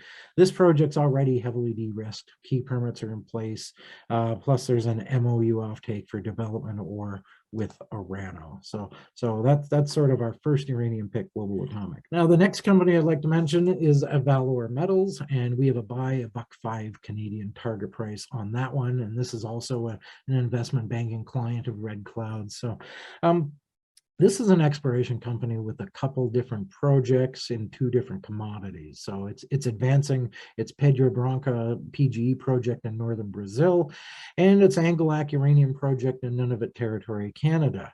Now, Pedra Branca hosts about 2.2 million ounces of PGEs. That's a palladium first, then platinum plus gold, and it grades at about 1.08 grams per ton. Resources have grown very quickly here. Both ongoing soil and auger drilling continue. They continue to find new zones of mineralization. They think they're going to spin this project out into a separate entity, perhaps, help maintain the company's role as a solely a uranium company. Meanwhile, I do think most eyes are on Angelac uranium project. It hosts about 43 million pounds of uranium at 0.7% U3O8. And that's amongst the highest grade we've seen outside of the Athabasca Basin in the world. There is significant resource expansion potential along the WAC 50 trend that they're working on. And they just raised $11 million earlier this year, and they're going to be spending that on exploration here. The early stages, they're really impressing us. They've hit in the first 17 of 21 RC drill holes. Now, we're still waiting for assays, but one thing about uranium is you can put out scintillometer results to let people know you are on radioactivity, be it uranium or thorium, but in this case it's mostly and most likely uranium. So we do expect a lot of news coming out this summer. Assays are pending. We expect a lot of news, met work, soil sampling, auger holes, RC drilling will be followed up by diamond drilling. So really stay tuned. I think that company, very experienced exploration management team, they know how to build resources very, very quickly. So with that, Donald, I think that's about all I have to say right now about uranium and lithium. So why don't I turn that back to you? Okay, let me ask you, if you're new to the game or relatively new to the game, what sort of advice would you give in terms of how do you judge a mining project? What are the metrics you always look at? What are your favorite metrics that you go, oh, look at that one, look at that one, look at that one? Imagine you don't know much about it and you're not 40 years in the industry the way that you are. What would you be telling these folks? Okay, well, first of all, every pound is not created equal. So, I absolutely hate using EV per pound metrics, but sometimes that's all you've got. So, but sometimes you've just got to compare those to maybe smaller groupings. So if you were looking at your African groups, maybe EV per pound works, comparing one to the other. But really, you've got to also look at, sort of the corporate level, management experience, ESG and sustainability. Corporate strategy is important. Is the company looking to sell offtakes? Are they proposing a phase startup? Are they going to look at lower risk products such as spodumene concentrate, or are they going to go all the way with lithium carbonate and hydroxide? Which, if that's the case, what sort of risk is there trying to get that additional value out of the project? Is it really worth it? And then you've got your traditional, project metrics, jurisdiction, permitting, sustainability, project economics, CapEx requirements, and whether that can be funded by the company, production rate, revenue and cost forecasts, etc. And, I think you do need to have a little bit of an understanding on getting to know some of the technical risks in the background behind some of those numbers, metallurgy, recoveries, grades, impurities, and so on. And if it's something you just don't understand, you just have to do a little bit of work and ask somebody that does, perhaps. So you don't think that if you don't know about it, you should just simply avoid? Your mantra is you should learn more. You should learn more. You should learn more. If the internet is there after all, that's what the internet is for. Absolutely. And if you are trying to, mitigate risk, or even, look to maximize the potential of discovery, when you're when you're dealing with a lot of juniors, and I'm talking sub 50 million market caps, I've always said, go out and buy a basket of these things. Don't necessarily buy one or two. Right? So, don't put your eggs all in the same basket. Is that what you're telling us? Exactly. So very good. When you're looking at larger companies such as we saw today, fine, we can do that. But if you're looking at grassroots exploration, you don't know who's going to make that next discovery. Go out and buy 2 or 3 or 4 of them. It's interesting that you talk about geopolitical risk, because Sigma are a terrific business, but they are the jurisdiction they work in with Bolsonaro and so on is a little bit volatile. So what are your thoughts on that? Yeah, Brazil is a key mining jurisdiction. I also spoke to Valor Metals, and they've got one of their main projects is in Brazil as well. So I think Brazil as an emerging market is probably one of the least explored jurisdictions by Canadian or at least North American mining companies, which have tended to branch out throughout most of the world, but they haven't necessarily been as active in parts of Brazil. I think the upside is incredible there. Brazil does have an emerging EV sector as well. They're looking on making batteries. They're looking at using an awful lot of electric buses. So, they need to source their own material as well. But, they also know how to play on the world stage. They've been producing iron ore on bulk levels for years. So. Now, Pete Higgins asks a very interesting question, but he's not been listening to my advice. My advice was keep it short. And this is anything, sadly, this is anything but short, but it is interesting. So let's persevere. So hang on and bear with us here. Pete Higgins, he's a lovely man. He does our Investing Matters podcast. And this is a long question from him. Last May, the beginning of June, Goldman Sachs UK-based analysts warned that the battery metals bull market was over for now. So Goldman Sachs in the UK is saying that the bull market is over for now, while Credit Suisse Australian team told clients lithium prices may peak in the next few months as market prices begin to balance supply and demand. This spooked the markets, and investors with lithium stocks got hit hard. Meanwhile, data this week is showing that Goldman Sachs was actually a net buy of lithium stocks. So he asks, what do you think about that? What are your thoughts on this? Yeah, so as that certainly caused a little bit of a volatility in the sector a couple of weeks ago, and I'd point to Benchmark Mineral Intelligence, and they had some good a good answer for that. They sort of staged 5 reasons why they didn't think that this is the end of the bull market, and I certainly wish I remembered what those 5 things were, but certainly I think a lot of people can Google Benchmark Mineral Intelligence 5 reasons. But let's address Goldman Sachs. Where Goldman Sachs being naughty? I think that's Pete's question. Where were they playing the market for fools? They, I don't want to both speak ways, ill of them. using their power in the market to influence, and then, I don't know. I don't know either. So, there certainly is, there are a lot of people out there that don't necessarily think $70 a ton is sustainable. And, quite frankly, I don't think you need $70 a ton either when you can start producing, let's say on the high sides, $5,000–6,000 a ton, right? You certainly have incentive to go out and start up projects. Now, it's not that easy to start up projects. You've got all your typical mining risks, but you've also got, like I said before, you've got to treat these as industrial minerals. And not all products are going to be suitable for either extraction. Bolivia has a big headache with its magnesium right now. Okay, so that's why the world's largest resources sort of sits untouched. But also on the other side, if you've got too much iron, if you've got too much mica, if your sulfides are too high, your magnesium ratios are too high, you might not be able to get it out of the ground very cheaply, but also people might not necessarily want to buy it if it doesn't have the right electrochemical properties. Okay. So years of testing go into these projects. And the second part of Pete's question, he's quite a chap. Did this reduction of market cap value in any companies that you support, that you work with, Lakes, for example, or any of those other companies, did it impact their funding plans, given that the market cap was reduced and they weren't able to borrow quite so much?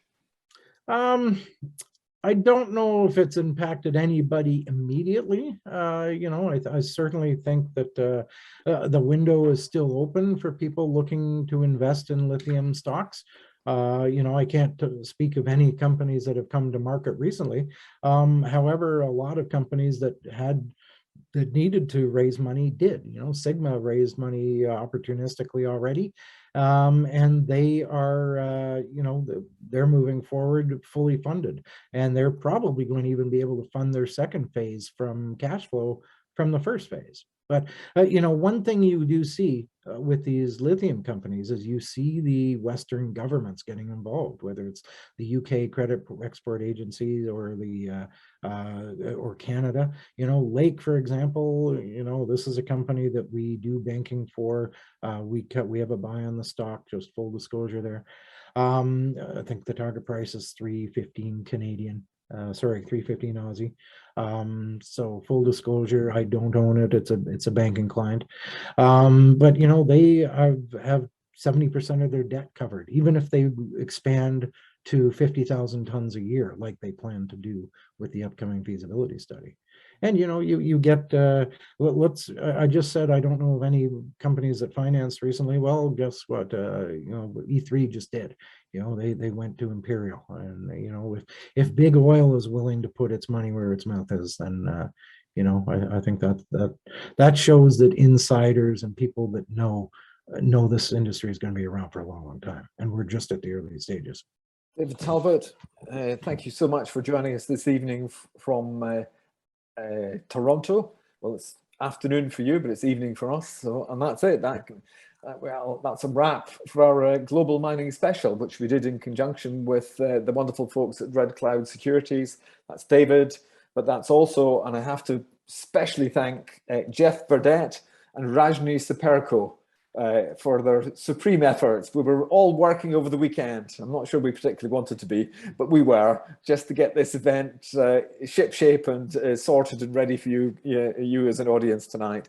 So thank you very much to Red Cloud. They've been absolutely fabulous to work with. That's it from us after another great evening. Thank you to all our speakers for joining us live from around the world. Thank you to their support teams for doing a great job in getting us there. Thank you, as ever, to the entire London South East team for getting me and us here tonight. And if you want to trade Canadian stocks, that's on the TSV or the TSVX, then Interactive Investor are the place to go in the UK. Sigma trade most of their stock, I'm told, through the NASDAQ, and that's much more widely available in the UK. And we look forward to doing it all over again on the evening of July the 26th with a focus on natural resources. We love natural resources. Good night and stay safe.